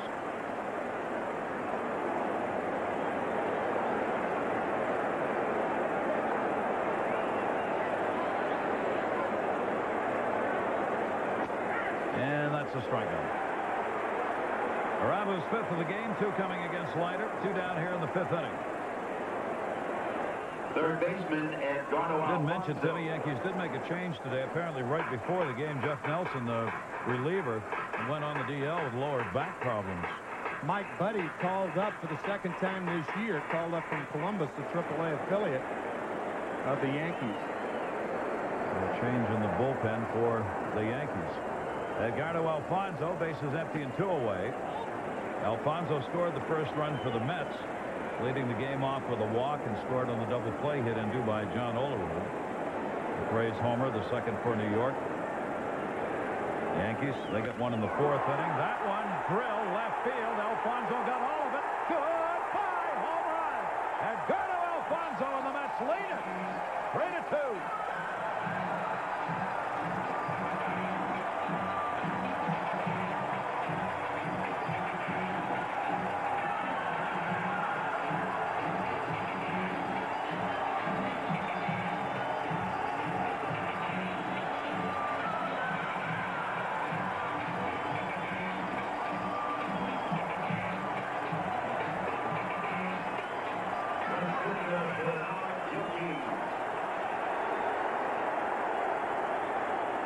Nobody on. He was looking for something to drive. He got the low fastball, and that's his long ball. The topper by Gilkey. Girardi gets him at first. But the Mets use the long ball. 2 home runs, McRae and Edgardo Alfonso. And those 2 runs put him on top. Alfonso right now with the go-ahead. Back after this from nobody beats the Wiz. July 17th. All fans will take home the new Mets black cap free. This is a good-looking cap. For tickets, call 718-507-TIXX. Show up at Shea for Cap Day, sponsored by Sharp Electronics. Well, the Bobbinhead Dolls have had a lot to do bobbing about here at Shea Stadium tonight. The first game of this Subway Series, with the Mets now on top 3-2 as they use the long ball to take the lead. Our new Dodge quiz, speaking of home runs, who hit the most home runs in New York City? Willie, Mickey, the Duke, or none of the above?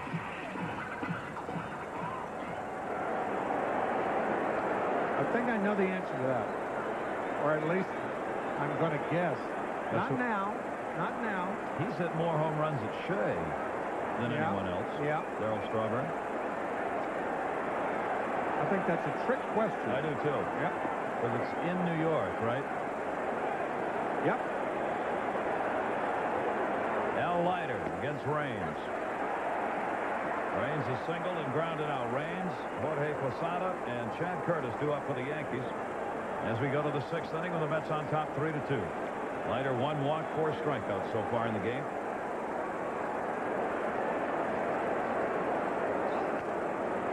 Two-strike count on Raines.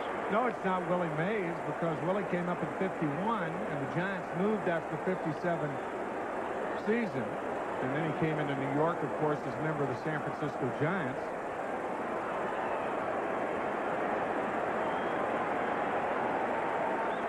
Two-strike count. And in the dirt, Piazza blocking that one. 1 ball, 2 strikes on Raines. Governor of the state of New Jersey, Christine Whitman, is on hand tonight. She's been down there with Nelson Doubleday, co-owner of the New York Mets. Strike 3 called. Outside corner, and Raines didn't like that one.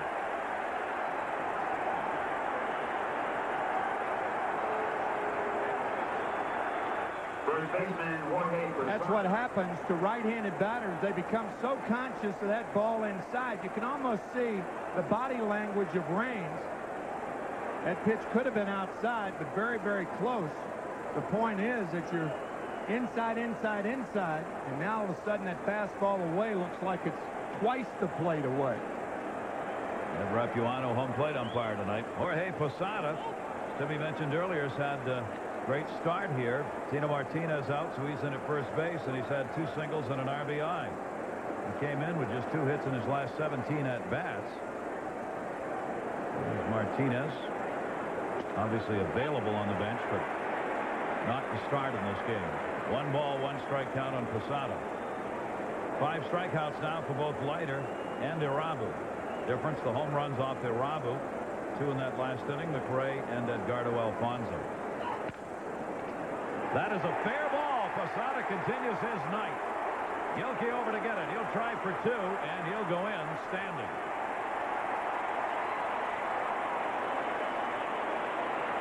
Center fielder Chad Curtis. This ball had a lot of top spin on it. It's that in-between hop, and to try to backhand this ball could be murder on an infielder. Alfonso diving over it. Ball stayed down, and a double for Posada, his 8th of the year. 3 for 3 for Jorge Posada. 1-out double. 6th inning. Potential tying run on at second base for the Yankees.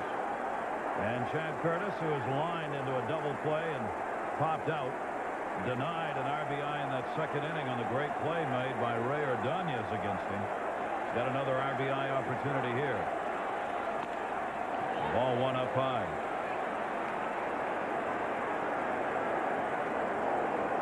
Leiter has stayed inside, inside, inside to get Curtis twice. Once on a pop-up and once on that double play, the near triple play in the 2nd inning. If you're a right-hander, you've got to sit on that pitch inside. 4 for 21 against Leiter.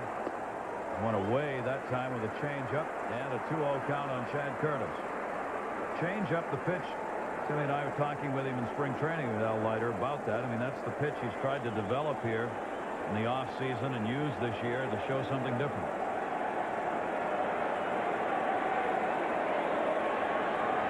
Behind on the count here, though, 2-0. Leiter, a 1.60 earned run average coming into this game. Foul tipped off the end of the bat.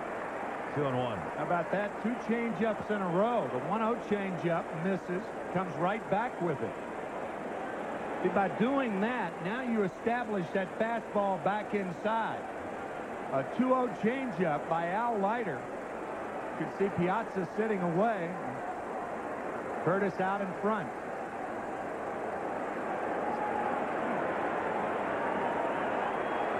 Leiter on a 6-game win streak coming into this game. 2-1 delivery, way up high. That's a jumping up to get that one, and a 3-1 count on Chad Curtis.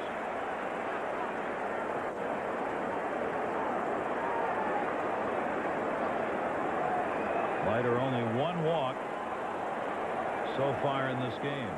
He has walked as many as 5. In fact, those 5 walks came in the last outing against Florida.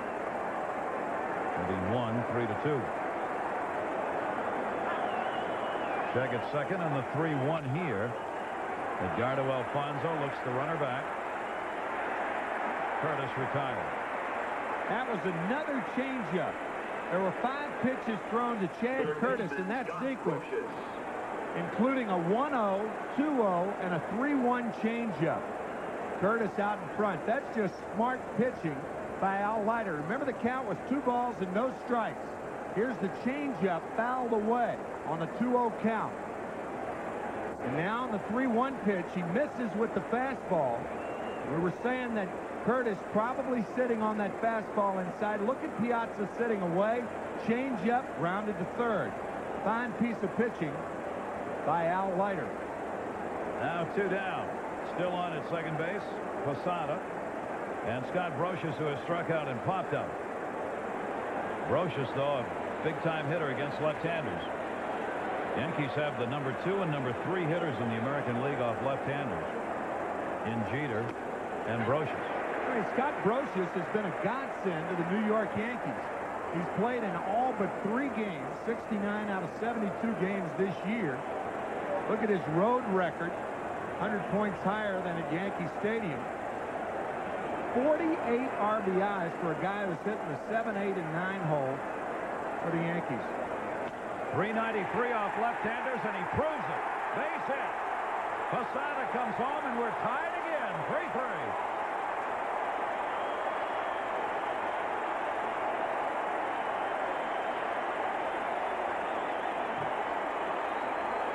Catcher Joe Girardi.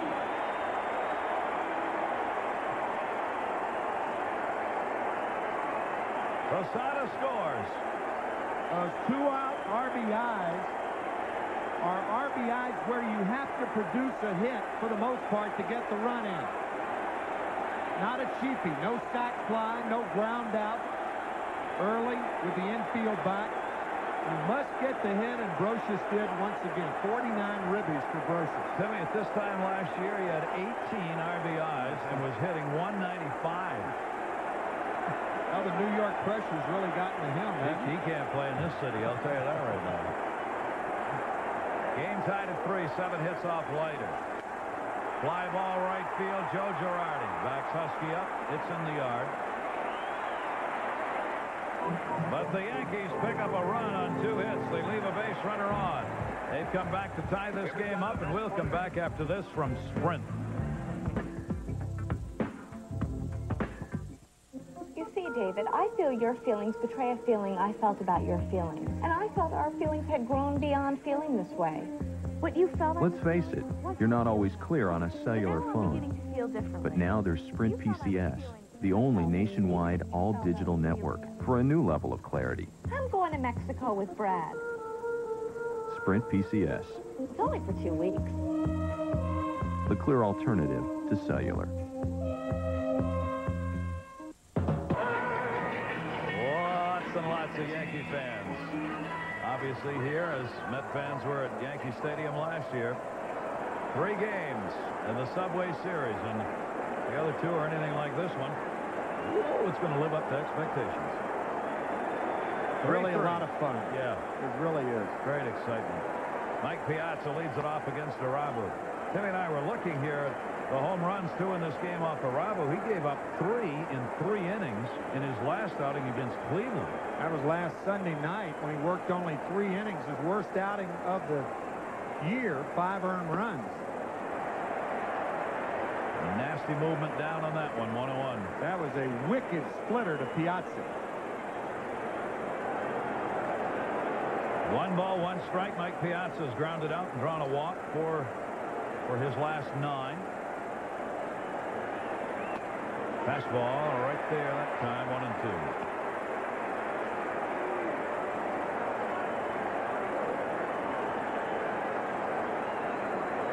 This is that 1 ball and no strike splitter to Piazza. Boy, that thing really went down from the mezzanine to the lobby. 1-2, foul back. Piazza has said he wants to catch virtually every game, and in fact, since coming over, that's about what he's done. But he too may need to take a day off once in a while and just recoup a little. Did have that 1 day off in Florida after he hyperextended that right arm.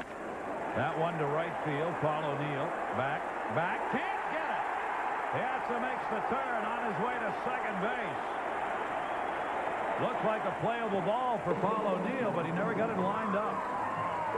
Well, that's the Mike Piazza the Mets remember facing with the Dodgers.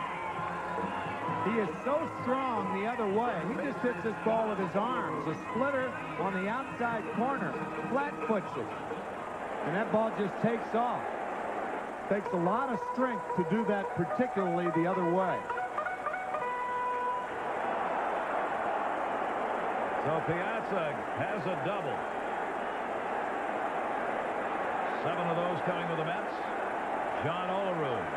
4 hits off Arabu. And a strike to Olerud. Was hit into a double play and struck out in this game.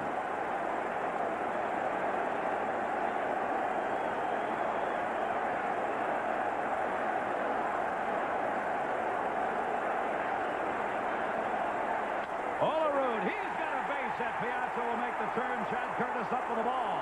Throw, and Piazza holds. Missed the cutoff man, but Olerud's got to stay at first. 2 on, nobody out.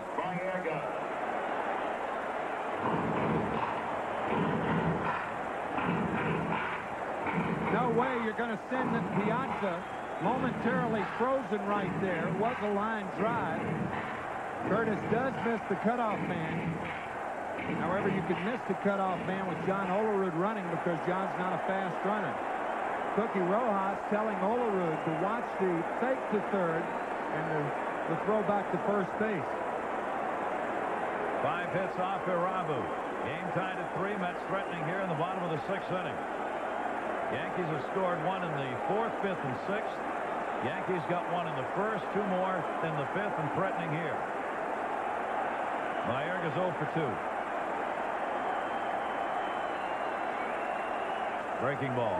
What Cookie Rojas was telling Piazza, a ground ball to the third baseman, Brosius, stay. A ground ball to the middle of the infield, go. They'll go for 2 to the middle. They'll only go for home if the ball's hit to Brosius at third. Carlos Baerga. Breaking ball. Inside. Did he go? Yes. Home plate umpire Ed Rapuano making the call.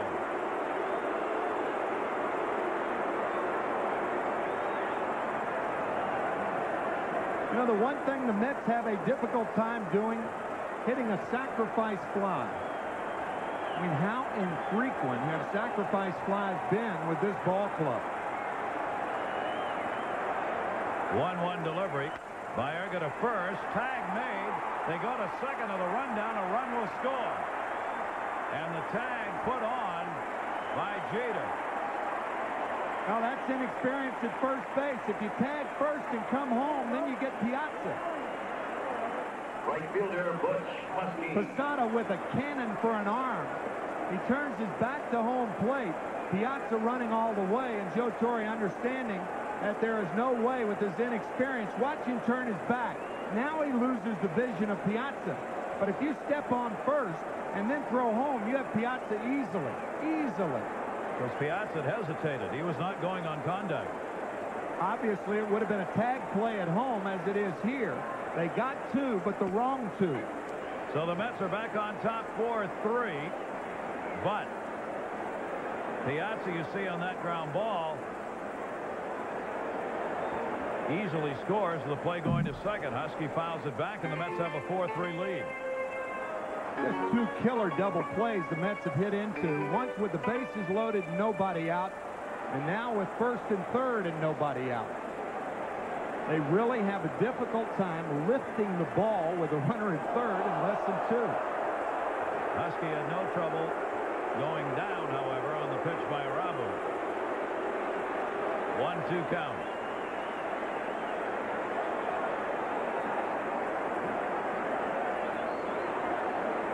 That's a breaking ball right there.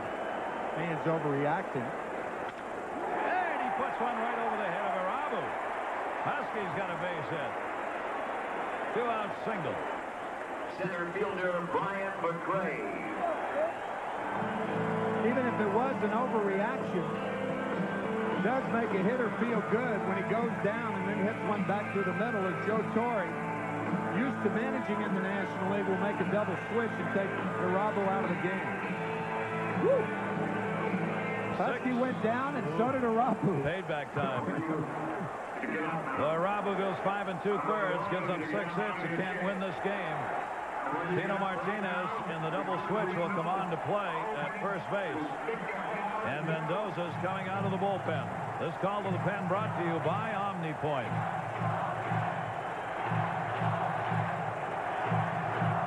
I'd like... Tino Martinez comes in the game, and we are unsure whether he will hit 8th or 9th, because this is a rare rendition of a double switch. Jorge Posada moves from first to behind the plate. Joe Girardi, who was scheduled to lead off, I beg your pardon, Joe Girardi made the last out in the 6th inning. So Mendoza will hit 8th, and Martinez will hit 9th to lead off the 7th, and Posada stays in the ballgame.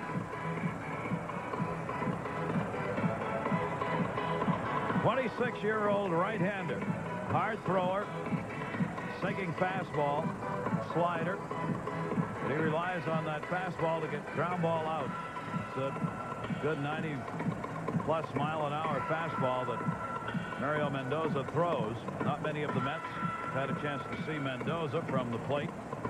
And Arabu, 5 2/3, giving up the 6 hits and the 4 Met runs, and responsible for Butch Husky on at first base. So he leaves the game not having won in his last 2 starts, and he's not going to win this one either. Could be the loser.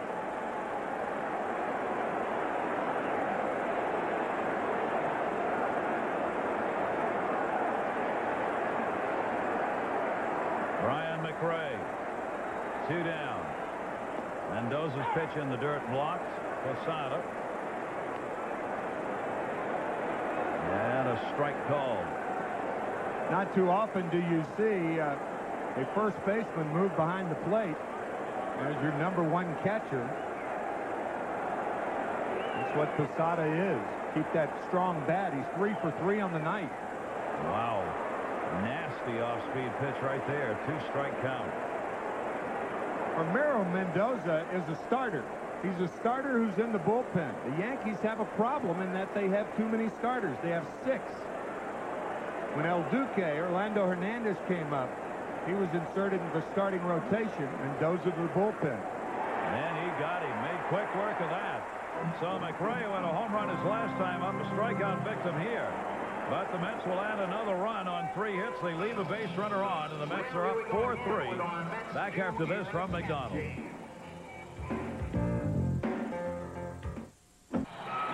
There's the line, 4-6-0 for the Mets, 3-7-0 for the Yankees. As we go to the 7th inning.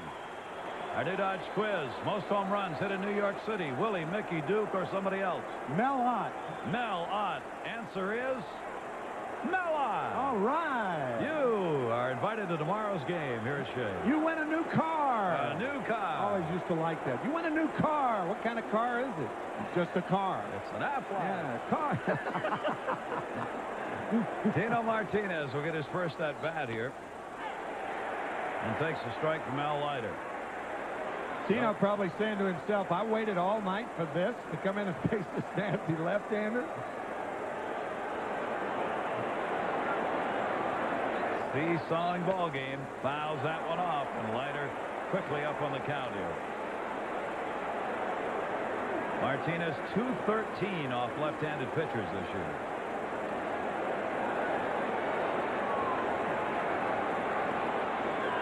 Top of the order, Knobloch and Jeter to follow. Tino Martinez. Leiter's walked only one, struck out 5, and hit a batter. Yankees have been retired in order only once, and that was back in the first inning.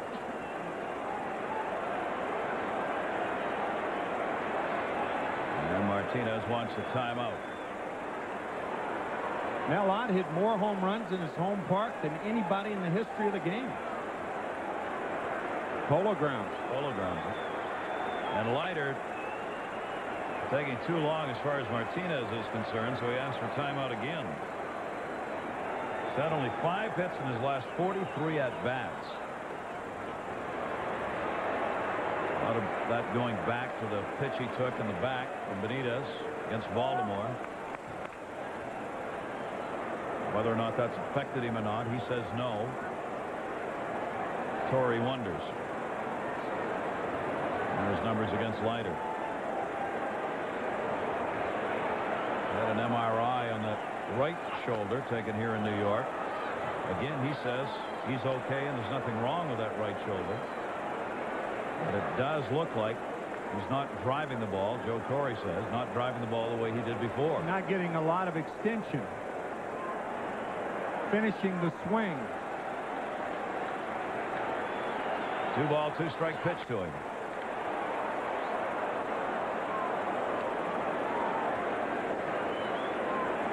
When a left-handed batter in particular finishes a swing, a guy like Darryl Strawberry or something, that right arm is straight.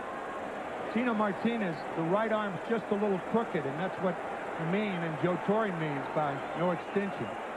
And Leiter gets the strikeout, number 6.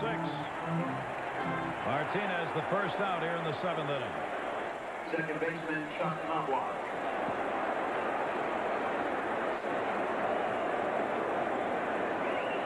Out of the strike zone. Of course, you really can't tell right there because that was a bad pitch. Tough to judge whether he got extension on that. That was just a nasty cut fastball in the dirt. Knobloch, RBI single. His last time up was walked and flied out to left field. That's on top 4-3 here in the 7th. In the opener of the Subway Series, and it has been an outstanding ball game.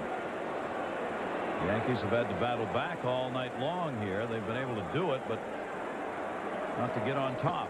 And a strike on the inside corner. I think pitching a baseball isn't a great business. What other business can you be in and have nasty and be called nasty and have it be the supreme compliment? Leiter gets that said a lot about him. Yeah. 1-1.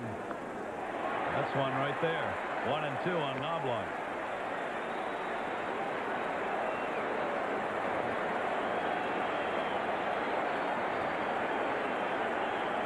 Nasty. The whole barn door to hit that one. Met fans applauding for the K on the 1-2 delivery.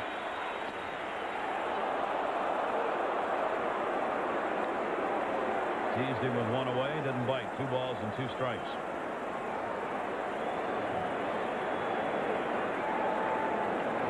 Rabu's final line, the 4 runs on 6 hits, 3 walks, 5 strikeouts. And that missed inside, and the count goes full. 3-2 on Knobloch with 1 away and nobody on. Derek Jeter's on deck.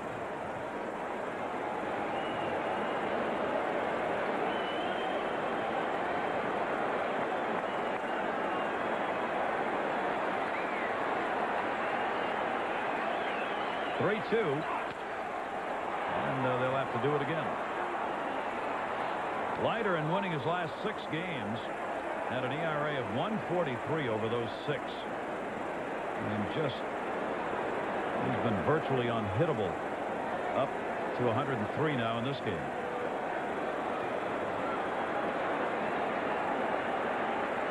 Again, the 3-2 delivery. And a walk. So Knobloch, for the second time, draws a walk. Those are the 2 given up by Leiter. This one with 1 down. Derek Jeter. Today's game brought to you by Budweiser. Brewery Fresh Budweiser, the official beer of Major League Baseball.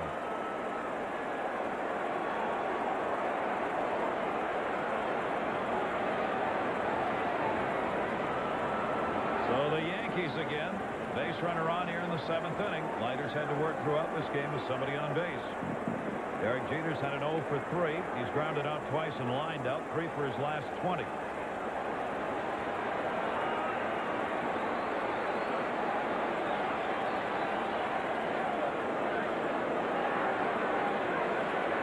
We've often mentioned to score runs, you got to get on base. And that on-base percentage of the Yankees, 371. You see the average, 336. Those are the top 4 in the majors. Yankees, Rangers, Astros, and Giants. Another throw over to first base. That's why Knobloch is such a valuable asset to the Yankees, even though he has not hit like he did in Minnesota. His on-base average is superb. Notice the 3-2 pitch, he fouled off, and then he got the ball from Leiter. In order to have a good on-base percentage, you have to make contact with 2 strikes a lot. Foul off the tough pitches, and Knobloch does that. Jeter still waiting. All these throws over being called, of course, from the dugout. Knobloch, outstanding base stealer here. Jeter up and 1 down. The Yankees down a run in the 7th.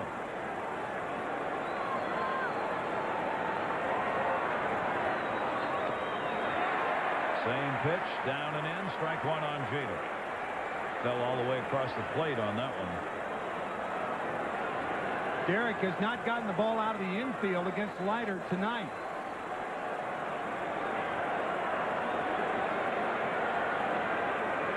Batting .309 on the year for Jeter. 24 years old today. Went outside corner. Boy, those 2 pitches. Oh.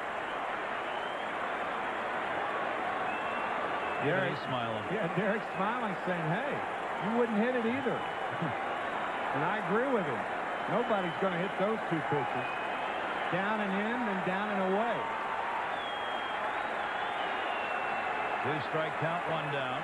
Knobloch off first.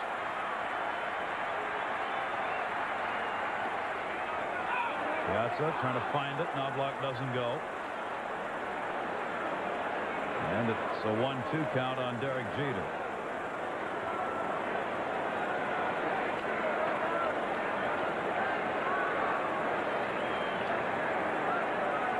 He saw more pitches last year than any other American League hitter. That's the kind of eye he's got, how tough he is fighting off those tough pitches. That's exactly right. With 2 strikes, he fouls them off, fouls them off, fouls them off, like Knobloch. Similar hitters in that regard. 2 very tough hitters for a pitcher at the top of that Yankee order. 1-2 delivery. Outside with it. 2 balls, 2 strikes.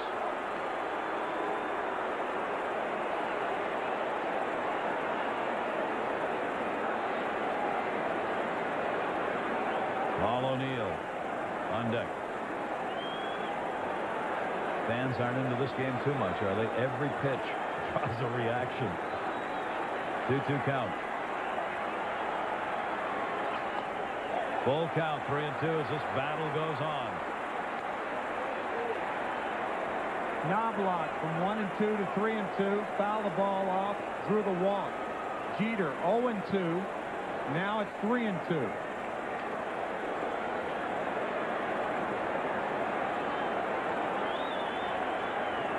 Mets are leading 4-3. Every lead tonight has been a tenuous one for both teams. 3-2. Knobloch goes. Olerud over. Leiter's got to hurry. He won't get there.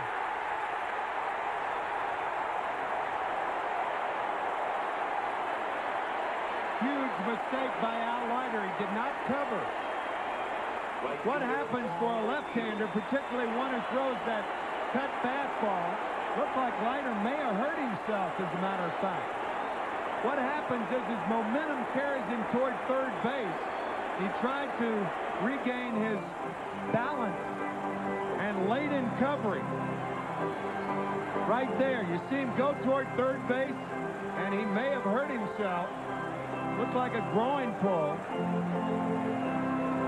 And of all the guys on the Mets team, the one guy they cannot afford to lose along those lines is Al Leiter. Timmy, it looked like it was right there on that stutter step he took, going over to first base. There are left-handers who have that problem because their momentum and all that torque and force carry them toward the third base line, right there. So now he has to get himself righted and try to cover, and he not only doesn't cover in time, as Jeter has an infield hit, but Al may have hurt himself in the process. See him pull up short. Yeah. Fred Hina, the trainer, out there.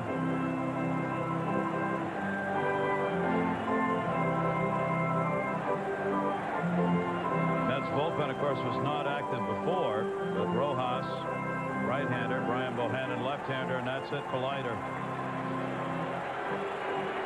Try to pitch, can't do it. That's a big timeout for the Mets. Major League leading ERA pitcher Al Leiter comes out of this game, and you see how tentatively he goes down those steps with what looks like a groin pull. He leaves leading 4-3. The Mets will now go to the bullpen, and of course whoever comes on here, and it's Mel Rojas, will have as much time as he needs to get ready. We'll be back after this from Ginsano.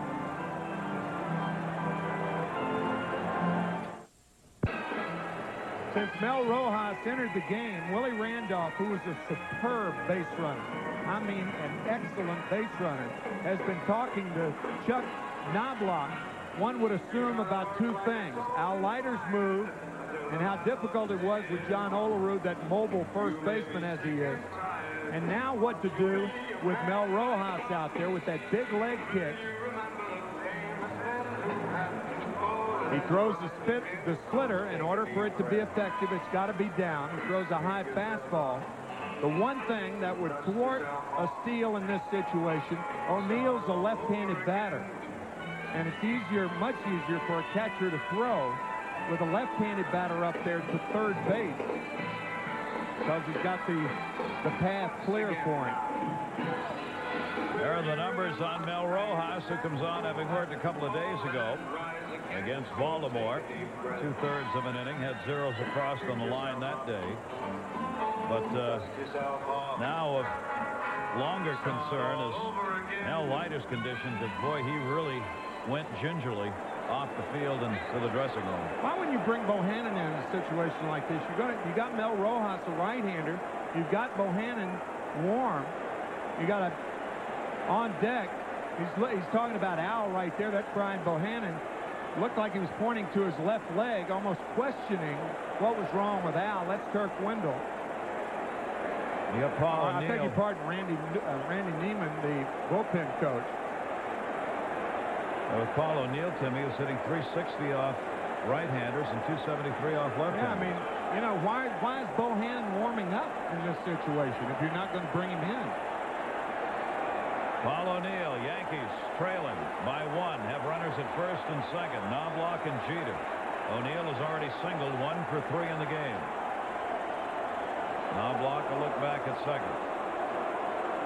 Willie Randolph shaking his head, yes, see, I told you. That's just what they were talking about.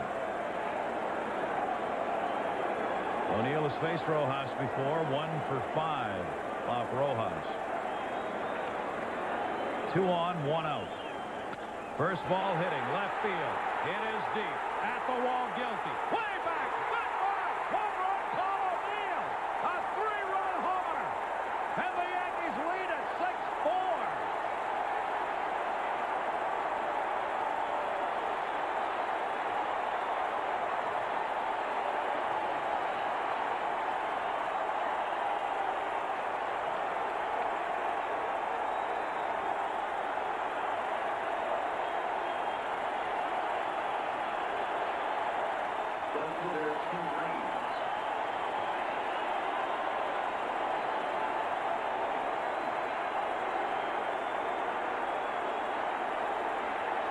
pitch, splitter. Home run number 10 for O'Neill. And if we talked about it before, we have every right to talk about it after. Why wasn't Bohannon in the ballgame? O'Neill gives the Yankees the 6-4 lead. Rojas one pitch, and O'Neill, who has had just 2 home runs off left-handers, now has 8 off right-handers. Raines, switch hitter, batting left on Rojas, strike 2.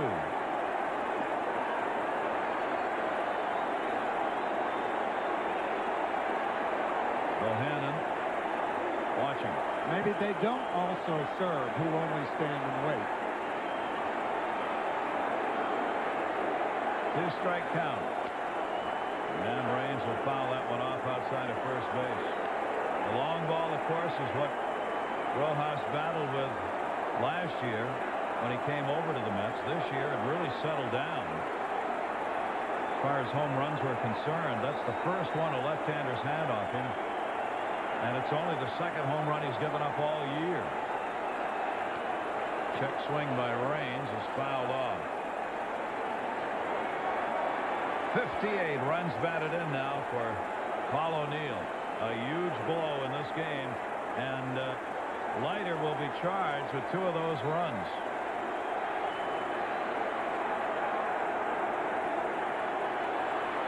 That came on the homer.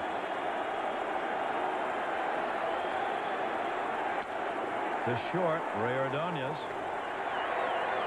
Raines is retired. 1 for 4 now for Tim Raines, and there are 2 down here in the 7th inning. Catcher Jorge Posada.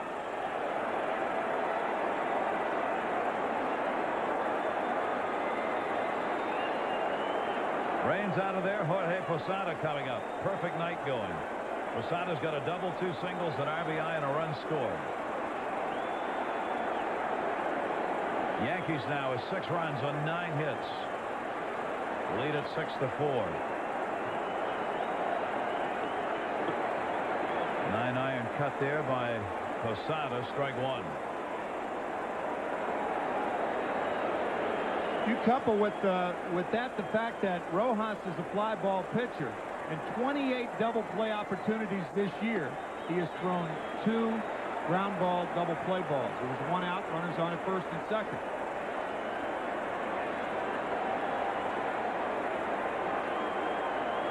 Lefty against lefty. You can take it all the way down as far as you want, and Bohannon's got to be in the ball game. Fastball inside by Rojas. A 1-ball, 2-strike count.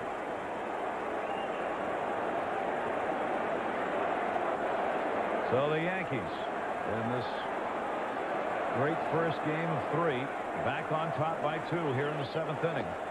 Took something off that one. Rojas gets the strikeout, but the Met fans, a chorus of boos because that man drilled a 3-run homer. Paul O'Neill got it, and the Yankees are on top. Stretch time back after this from Nobody Beats the Wiz.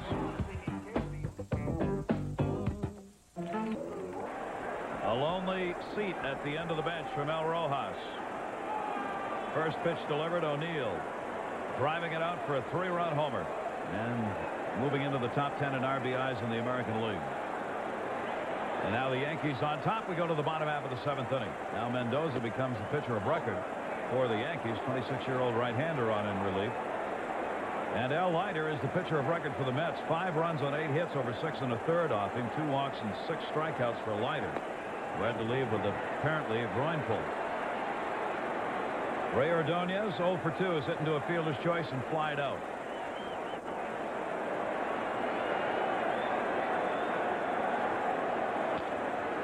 Chopper outside the third. That'll take the count to a ball and 2 strikes.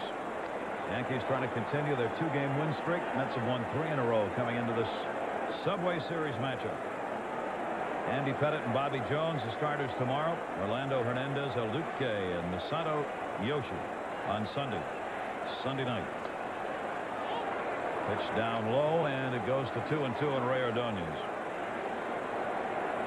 Another game in which the Mets are going to have to battle back from behind here. The 2-2, big heat. Mendoza gets his second strikeout. Pitch hitting for Mel Rojas, number 11, Wayne Kirby. Wayne Kirby announced as the pinch hitter for Rojas. Kirby's done a spectacular job coming off the bench and limited chances since joining the team. 3 for 4 for Wayne Kirby as a pinch hitter. He's been playing Triple-A ball prior to being brought over by the New York Mets. And Kirby a chopper to first. Tino Martinez. Gary, what makes Mendoza so difficult is he throws an overhanded sinker. Normally, particularly right-handed pitchers who have to hold the ball differently than left-handers. Left-handers can't throw a ball straight anyway, as we look at the Nobody Beats the Wiz scoreboard. But most right-handers have to drop down in order to get the ball to sink. Mendoza throws it from 3/4. Edgardo Alfonzo. And you're going to hit the top half of the ball more often than not against Mendoza. And everybody knows ground balls don't go out of the ballpark. Usually into somebody's glove. Toyota American League scoreboard. Strike on the inside corner. Edgardo Alfonzo, home run number 4, came in the 5th inning. And the Mets got 2, one by McRae and one by Alfonzo. But the home run of O'Neill has answered those. 1 ball, 2 strike count on Alfonzo. This is what you want out of a reliever in this situation. Your team just had a big inning, and now he comes in with the first 2 out and a chance to set the Mets down 1-2-3. He has not thrown a ball above the top of the thigh yet. 1-2 here. Breaking ball and just fouled off. He's shown a good off-speed curveball here in the 3 batters he's faced. Mendoza ahead on the count. 1 ball and 2 strikes. 17th appearance for him. Broken bat, bloop towards right field. O'Neill in. And Mendoza indeed does retire the Mets in order here in the 7th inning. 7 complete. Subway Series at Shea with the Yankees on top. Back after this from Dell Computers.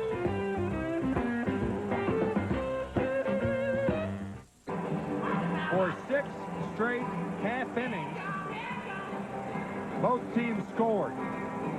However, it's the Yankees who scored all 6 of their runs, 4 through 7, and the Mets tacking on 2 in the 5th, 1 in the 6th to retake the lead. But the home run by Paul O'Neill, the difference in this ball game. And by the way, folks, Mets ticket office is open late tonight, so you can call now to get Met tickets for upcoming games. Operators are standing by. The Mets do go out of town after this series. They go to Toronto for continued interleague play, then to Atlanta. Then they're back home after the break for a long, long spell in late July. Chad Curtis against John Hudak gets the base hit into right field. Slips going around first as Husky gets it back in. So Hudak on for Rojas, and Curtis greets him with a leadoff single here in the 8th inning. That's 10 hits now for the Yankees. These are the numbers. And John Hudak out of the bullpen. Rojas went 2/3 of an inning, charged with a run and a hit, the home run by Paul O'Neill. Scott Brocious, single in the 6th inning. He's 1 for 3 in the game. Olerud will be on the bag at first now, holding Curtis. Curtis, 12 stolen bases, and the Mets thought he was running there. Ball 1. Willie Randolph relaying the signs at 3rd.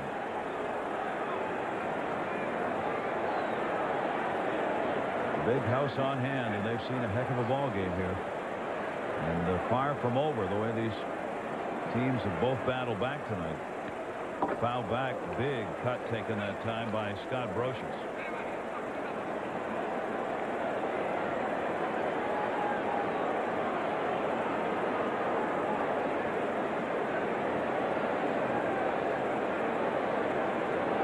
Brocious came into the season as a .242 career hitter, batting .307. He had 4 home runs all of last year. He's got 7. Mendoza's come out in the on-deck circle. 18 RBIs at this point in the year last year, as you mentioned, and already up to 49. Runner at first, nobody out, 2-1. Two misses, 3-1.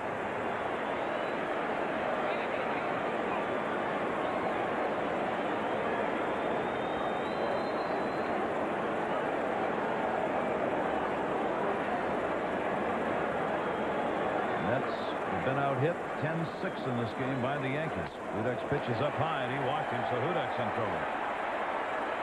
2 on for the Yankees here in the 8th with nobody out. Pitcher Ramiro Mendoza.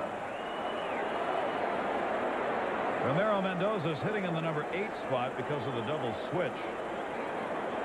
With Tino Martinez, the on-deck batter. The one thing you can do here with a batter that you know has no bat control, you can put the rotation play on with the surety. Willie Randolph is talking to Mendoza. That's all eyewash. I mean, he may square around and then swing the bat. You got to play this aggressively and try to cut down the lead runner, Chad Curtis. You may get a double play out of this. I would think the Mets would put the wheel play on consistently with Mendoza the batter. Mendoza's not been to the plate this year at all, any of the interleague games, and even if he had, not really matter. Right. First and second, nobody out. Squares around, runners go, and he got it down. Only plays at first, and they just got it covered by Erga. Getting there very late, but a good job by Mendoza as he gets a sacrifice. First baseman Tino Martinez. Wheel play did not work, and the reason for that, it was fielded awkwardly by the wrong guy. Hudek was not supposed to field this ball, but Alfonso was. And now Alfonso sees Hudek make the play. And he ducks. Watch Hudek field this ball off balance. For him to throw to third, there's no way they're going to get Chad Curtis. So even with the wheel play, Martinez gets the job done. Now 2 runners in scoring position with only 1 away. Hudek is coming out of the ball game after making this play. Tino Martinez is coming up, and the left-hander Brian Bohannon is coming out of the bullpen. We'll see how it works after this from your Tri-State Mitsubishi retailers. Talking to third base coach Willie Randolph and Chad Curtis while we were away. That's Willie Randolph. And I'm sure he's saying any ground ball, even with the infield in. Now the infield's back. Everybody knows they're going to be playing in. Now they're coming in. That's eyewash. Tino Martinez takes a strike. Bohannon on. Everybody knows. I mean, they're 2 runs down in the top of the 8th inning. Why try and trick somebody in that situation? They're in now anyway. Curtis on at third. Brocious on at second base. 1 out. Randolph talking to Curtis. Tino Martinez takes the pitch down low. 1 ball, 1 strike. Tino came on in a double switch situation. Struck out against Leiter in his only at bat. Ground ball right at an infielder. You can bet Chad Curtis will try to score on contact. Brian Bohannon's pitch is inside. 2-1. Yankees lead at 6-4. We're in the 8th inning.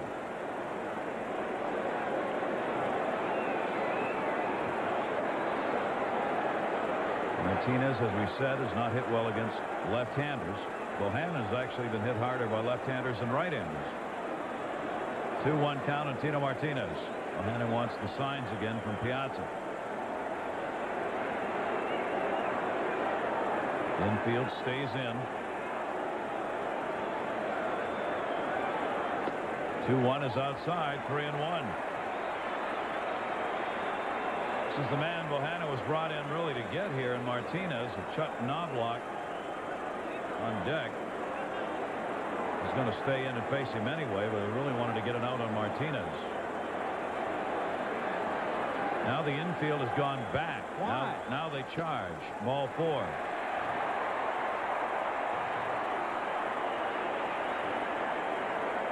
Second baseman Chuck Knobloch. So Bohannon walks the first batter he faces. They are loaded, and Chuck Knobloch coming up. It was a 3-1 situation where Baerga was actually back. Chad Curtis, a single, started the inning. Rocha's got a walk. He's on at second, and another walk now to Martinez. Bases loaded. One down. Knobloch, an RBI single, couple of walks, and is flied out. Leadoff batter for the Yankees.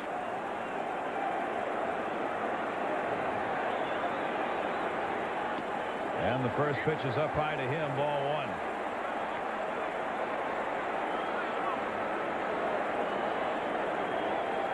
Knobloch only 234 off lefties. He has had better numbers off right-handers this year.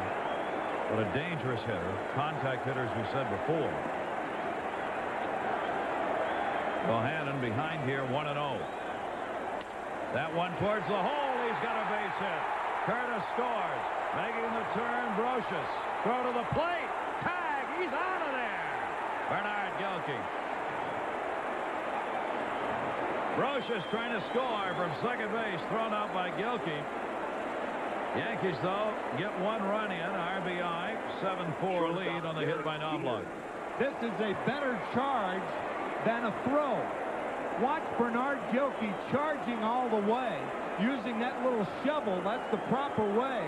And outfielders feel that ball. They feel it off to the side, shovel the glove to their right shoulder, and the throw's right on the money. That's a terrific play by Bernard Gilkey. Boy, that's a terrific play by Bernard Gilkey. The charge and the throw to get Brocious. Two down. Runners are at first and second now. Two away. RBI Knobloch's got two in the game, 29 on the year. And Jeter's up. 7-4 lead. Jeter single had scored his last time up ahead of the O'Neill home run. Bohannon's pitch is down low. Dudek responsible for that run.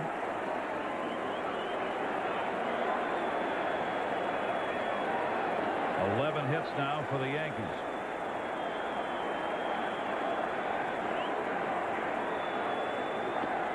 Outside corner strike. Tino Martinez, the lead runner at second baseman. And the Yankees are getting production out of this lineup, up and down the lineup. Everybody contributing offensively here tonight. Up and down and on the bench. Yeah. All year long. 1-1 missed outside. Bohannon staying away on Jeter. Leaned out and looked. 2-1 strike count. Jeter's average up at 312 now.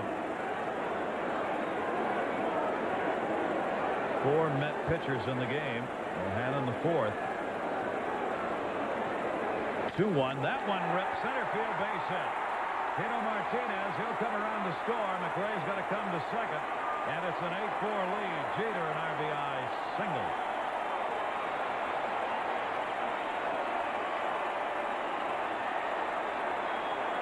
Right fielder Paul O'Neill.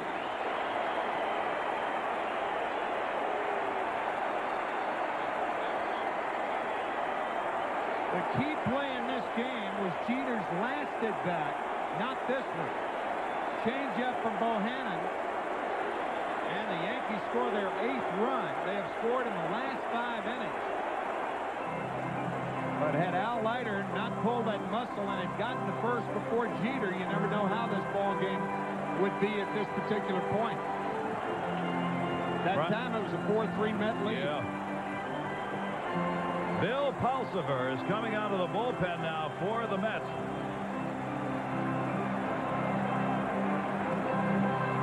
Lefty to face Paul O'Neill right after this from Toyota.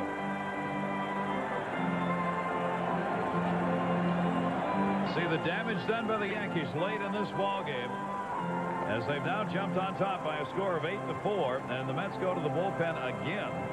And left-hander Bill Pulsiver will make his 3rd appearance with the Mets, being called up on the 21st this week from Norfolk, where he started 14 games and was 7-5. Now your emphasis switches to Al Leiter and his health. Yeah. And once again, the Mets cannot afford to lose Al Leiter. That'd be like losing Mike Piazza. And Bill Pulsiver faces O'Neill with runners at first and third and 2 down.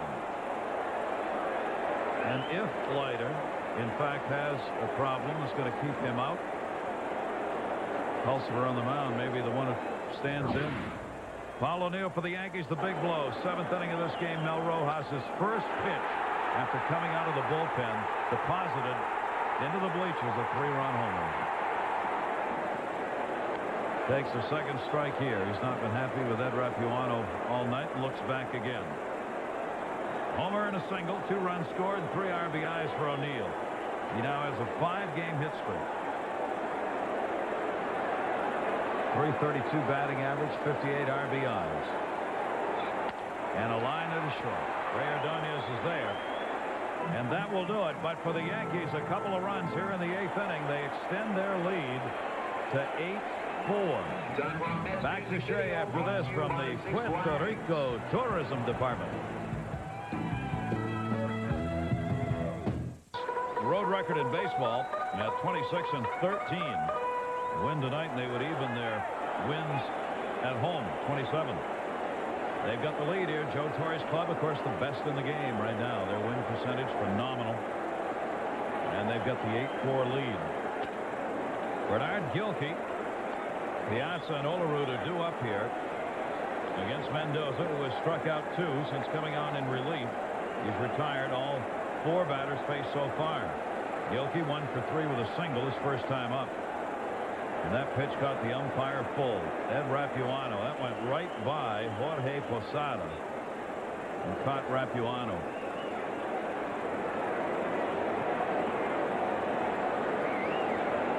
One count.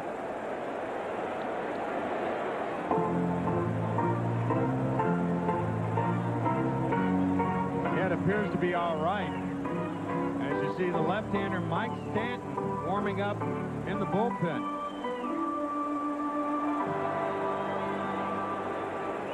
1-1 delivered to Gilkey. Center field, Curtis.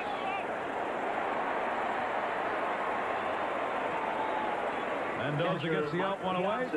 Fans, Ginsana is the all-natural energizer. Find the energy. Feel your Ginsana. Talking about Mike Stanton, he went to the American League president, Gene Budig, to his office today. As a matter of fact, Joe Torre went with him to testify. Maybe that's too strong a word. At the plunking of Eric Davis, the 5-game suspension is being appealed by Stanton. No decision was reached today, but it may be reached by the middle of next week. So he'll be available throughout this series here, the Subway Series. Piazza had a double and scored in the 6th inning. 1 for 2 and a walk in the game for the Mets catcher. Inside to him and a 2-0 count. Mets have left only 3 on base in this game. They've used the long ball with 2 home runs in the 5th inning by McRae and Alfonso to get on the board here, but not a lot of base runners.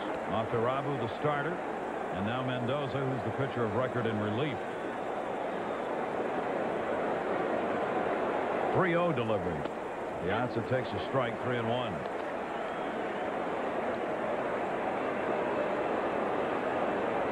Yankees have had base runners on all night. They've left 7 and gotten 8 of them home. 3-1 delivery. Piazza 3-2, down and away to him that time.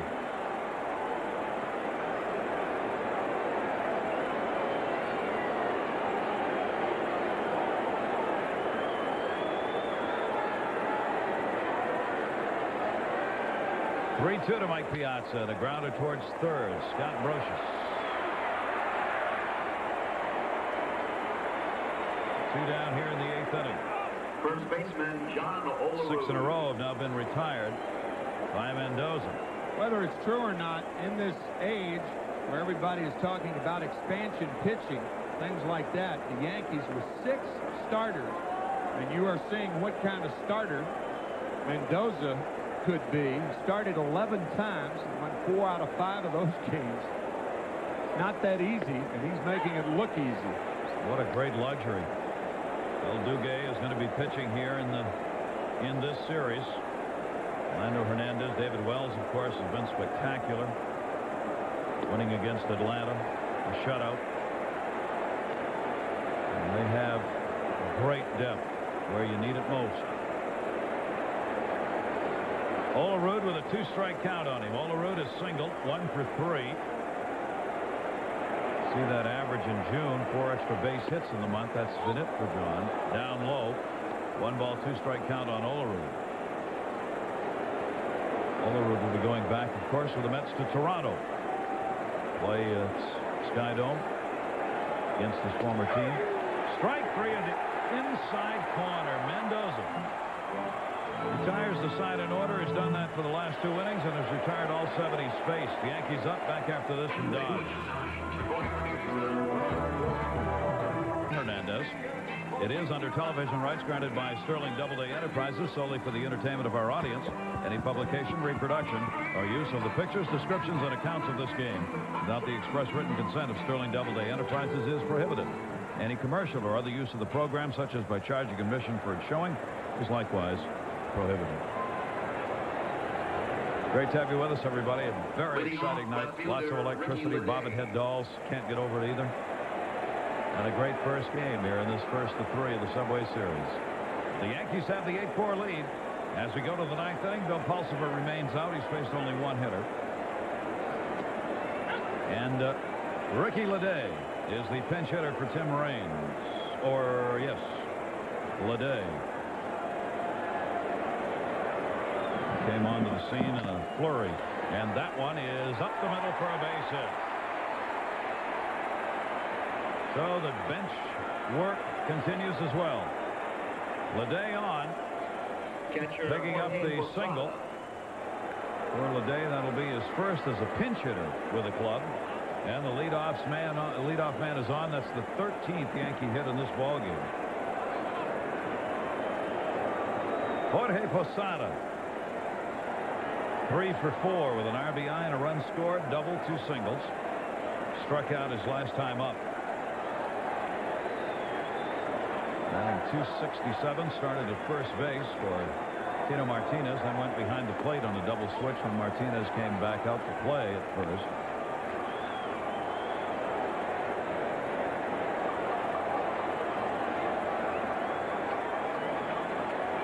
One-0 count. And Pulsipher bounces that one. 2-0. Mets obviously interested in watching Bill Pulsipher at every outing. I mean, really important here. Is Pulsipher going to be able to get back? Rise to some of the acclaim that came with him earlier. Expected to be in that rotation for the Mets. Liner to short. Ordonez goes to first in a hurry, not in time. Posada out of there, 1 down. Leday still on at first base. 3 Yankees have hit the ball hard against Bill. He's done the job, but he came in to face Paul O'Neill, who lined to short to end the 8th inning. And then the 28 hopper up the middle by Ricky Leday. Now the hard hit line drive. Boy, that Posada's had some at bats tonight, hasn't he? He's hit the ball hard every time up. Chad Curtis, there's Posada. He'll have a 3 for 5 night. And an RBI and a start at first base. First time there. Catching now. Chad Curtis hitting .274 on the year. Curtis singled and scored in the 8th inning. They got him picked off. Pulsipher's move. Baerga the tag from Olerud. And Leday is gone. 2 down.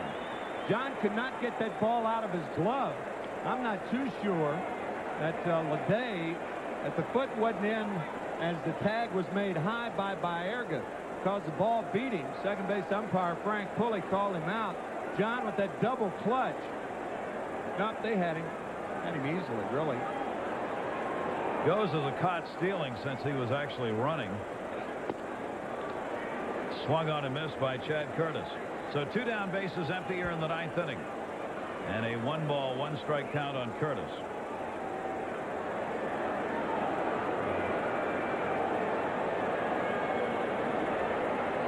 Yankees 14-6 against left-handed starters coming into this game, and Al Leiter is the pitcher of record still for the Mets.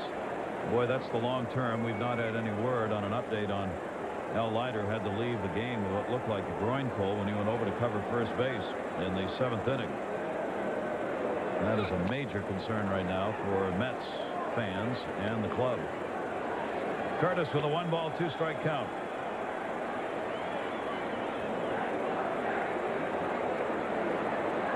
Leiter had won 6 in a row, as we said, coming into this, and could take his 4th loss against 9 wins in this game if the Mets do not come back here in the 9th. 1-2 delivery to Curtis from Pulsipher. That's up high off Piazza's glove. 2-2.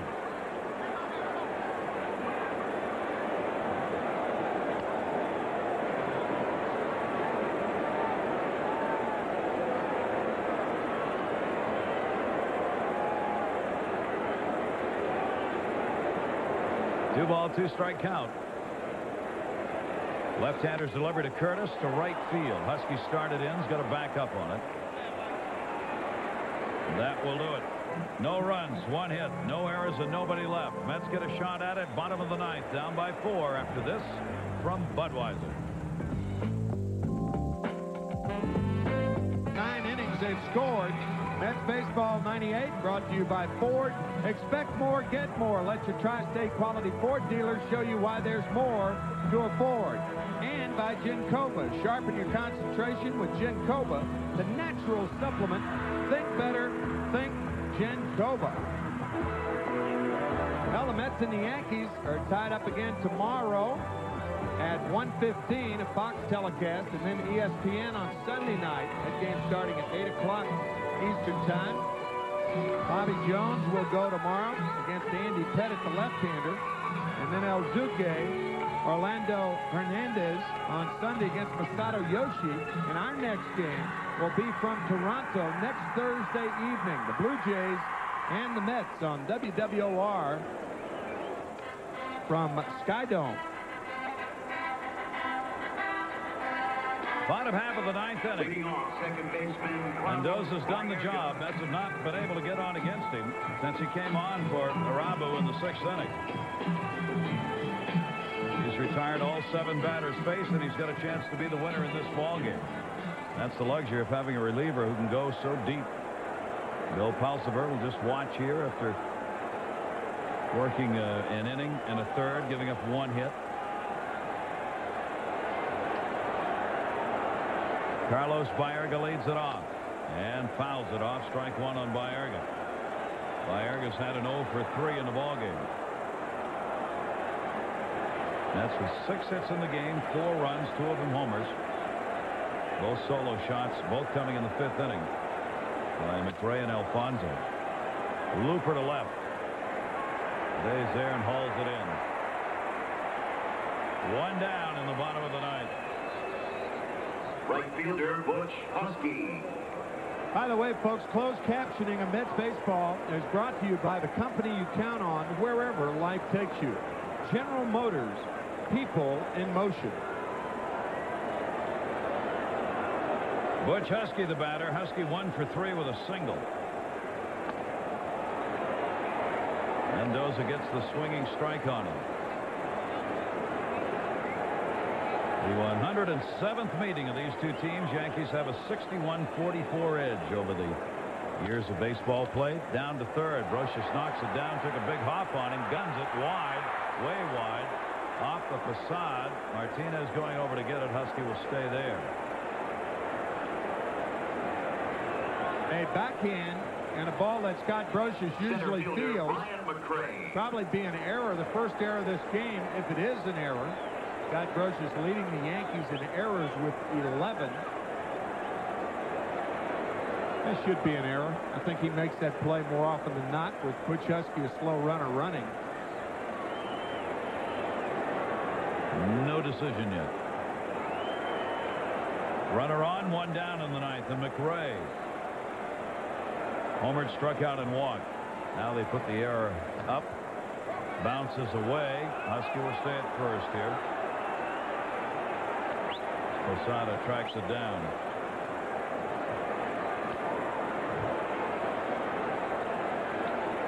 Mets trying to get that tying run up there. They've won 9 games in their last at bat this year, but if they win this one, they will have earned it against perhaps the best bullpen in the American League. Chopper, this could be trouble. Mendoza's got to hurry. Didn't get him. McRae with that big-time speed gets on. Husky goes to second. And the Mets have 2 on with 1 out. Well, it all happened so innocently. An infield hit now for Brian McRae. And Mendoza can't get the ball out of his glove. Watch the double play. There. And that gives Brian McRae a chance to beat him. Louis Lopez has been announced as the pinch hitter for Ray Ordonez. That brings Joe Torre out. They do have bullpen action, and he's going to make a change. So Mendoza will come out of the ball game. First hit off him, the only hit off him, in fact. He'll have a chance to win this game with an 8-4 lead for the Yankees. Back after this from Jeep and Eagle. But the Mets with 2 on and 1 out here in the 9th inning. A fine job by Ramiro Mendoza, giving up only 1 hit in 2 2/3 innings of work. Mariano Rivera, 18 saves on the year and 21 tries. Mike Stanton with 5 saves for the Yankees. And Jeff Nelson, who was put on the disabled list this afternoon, has 2. One thing that hitters try to get Rivera to do is to get the ball down. That's the strange thing about Rivera facing this Met lineup after facing Mendoza, because Mendoza didn't throw a ball above the top of the thigh. And Rivera, to be effective, won't throw a ball below the top of the thigh. He'll throw it above it. One of the game's real good closers. He is 5th in saves in the American League. 28 years old. Not many do much against him. Left-handers 185, right-handers 163. 2 on here for the Mets. Husky on at second base, McRae on at first. Louis Lopez is the pinch hitter. Mendoza's got a huge number of first batters faced. He's retired 19 of 23 first batters faced. 83%. That one misses. Ball 1 to Lopez. I'm Lopez. I'd take a strike. Louis, the type of guy who would take a strike because he does not represent the tying run. Potential tying run is on deck. It's Matt Franco. Franco out in the on-deck circle to pinch hit for Bill Pulsifer. 1-0 count. Down to first. Martinez. 2 down. Runners move up, but does not get that potential tying run to the plate.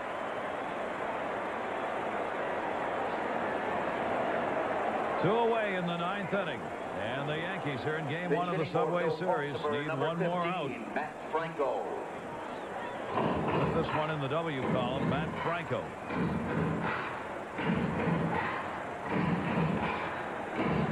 Two for 18. And a pinch hitting role this season for the Mets. We go to the top of the order. Franco can keep it alive against Rivera. And the pitch is inside for a ball. 8-4. Leiter, the pitcher of record for New York. Mendoza, the pitcher of record for the Yankees. Mariano Rivera with a 1-0 count. 1-1.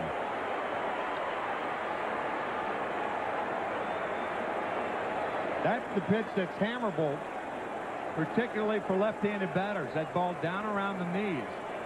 That ball upstairs, forget it. 1-1 pitch to Franco, missed inside. 2-ball, 1-strike count.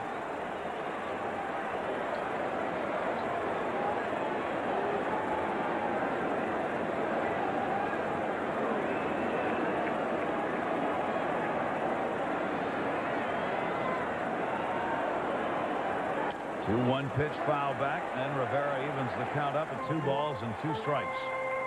And the Yankee fans are the ones making the noise now at Shea.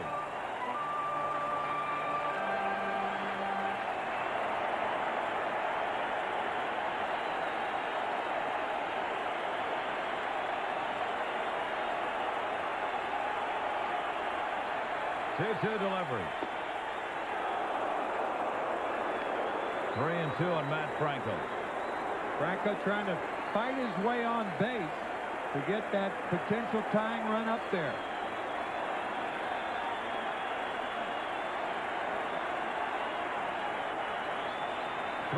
Two down. Walked him. Bases loaded. He got that part of the job done.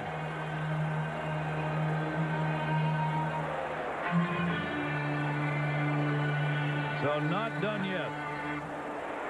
Third baseman is Eduardo Alfonzo.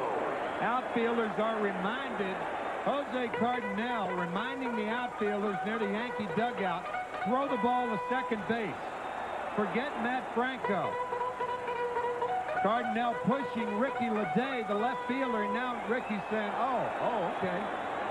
They're trying to prevent the double. That's why Cardinal's pushing him back. Same with center and right. Alfonso with the bases loaded. Fastball's up high from Rivera. Bottom of the ninth inning. Yankees leading it 8-4. One grand slam in his career. That fastball's there, 1-1. Husky reached on the error to Scott Brocious with one out to start this. McRae, the infield single. He's on at second. Franco at first. Strike two, 1-2 on Alfonso. He's down in the zone. You may remember the home run by Alfonso off Irabu earlier. If he can catch up to that fastball down, that's his long ball area. Of course, this guy throwing about 95 miles an hour at that easy motion. He is awfully difficult. 1-2 count.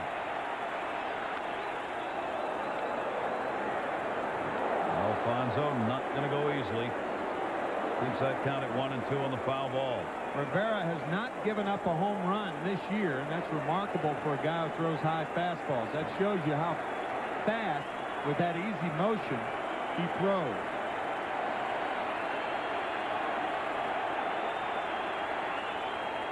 Inside. 2 balls, 2 strikes. Rivera 3 blown saves this year.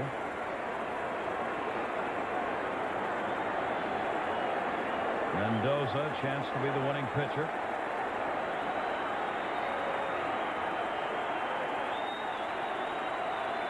Two count.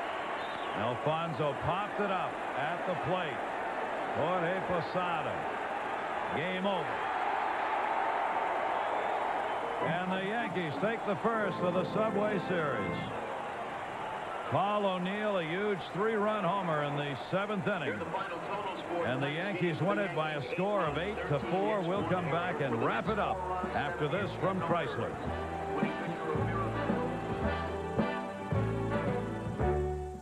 Kirby this evening through the first 6 innings, and the Mets with a 4-3 lead. And our Budweiser play of the game in the 7th inning with the Mets up by 1. 2 on, 1 out.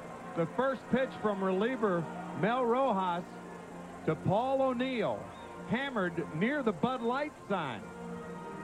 So that's our Budweiser play of the game as the Yankees win the first of 3 in this Subway Series. This has been a presentation of WWOR-TV, UPN 9 Sports.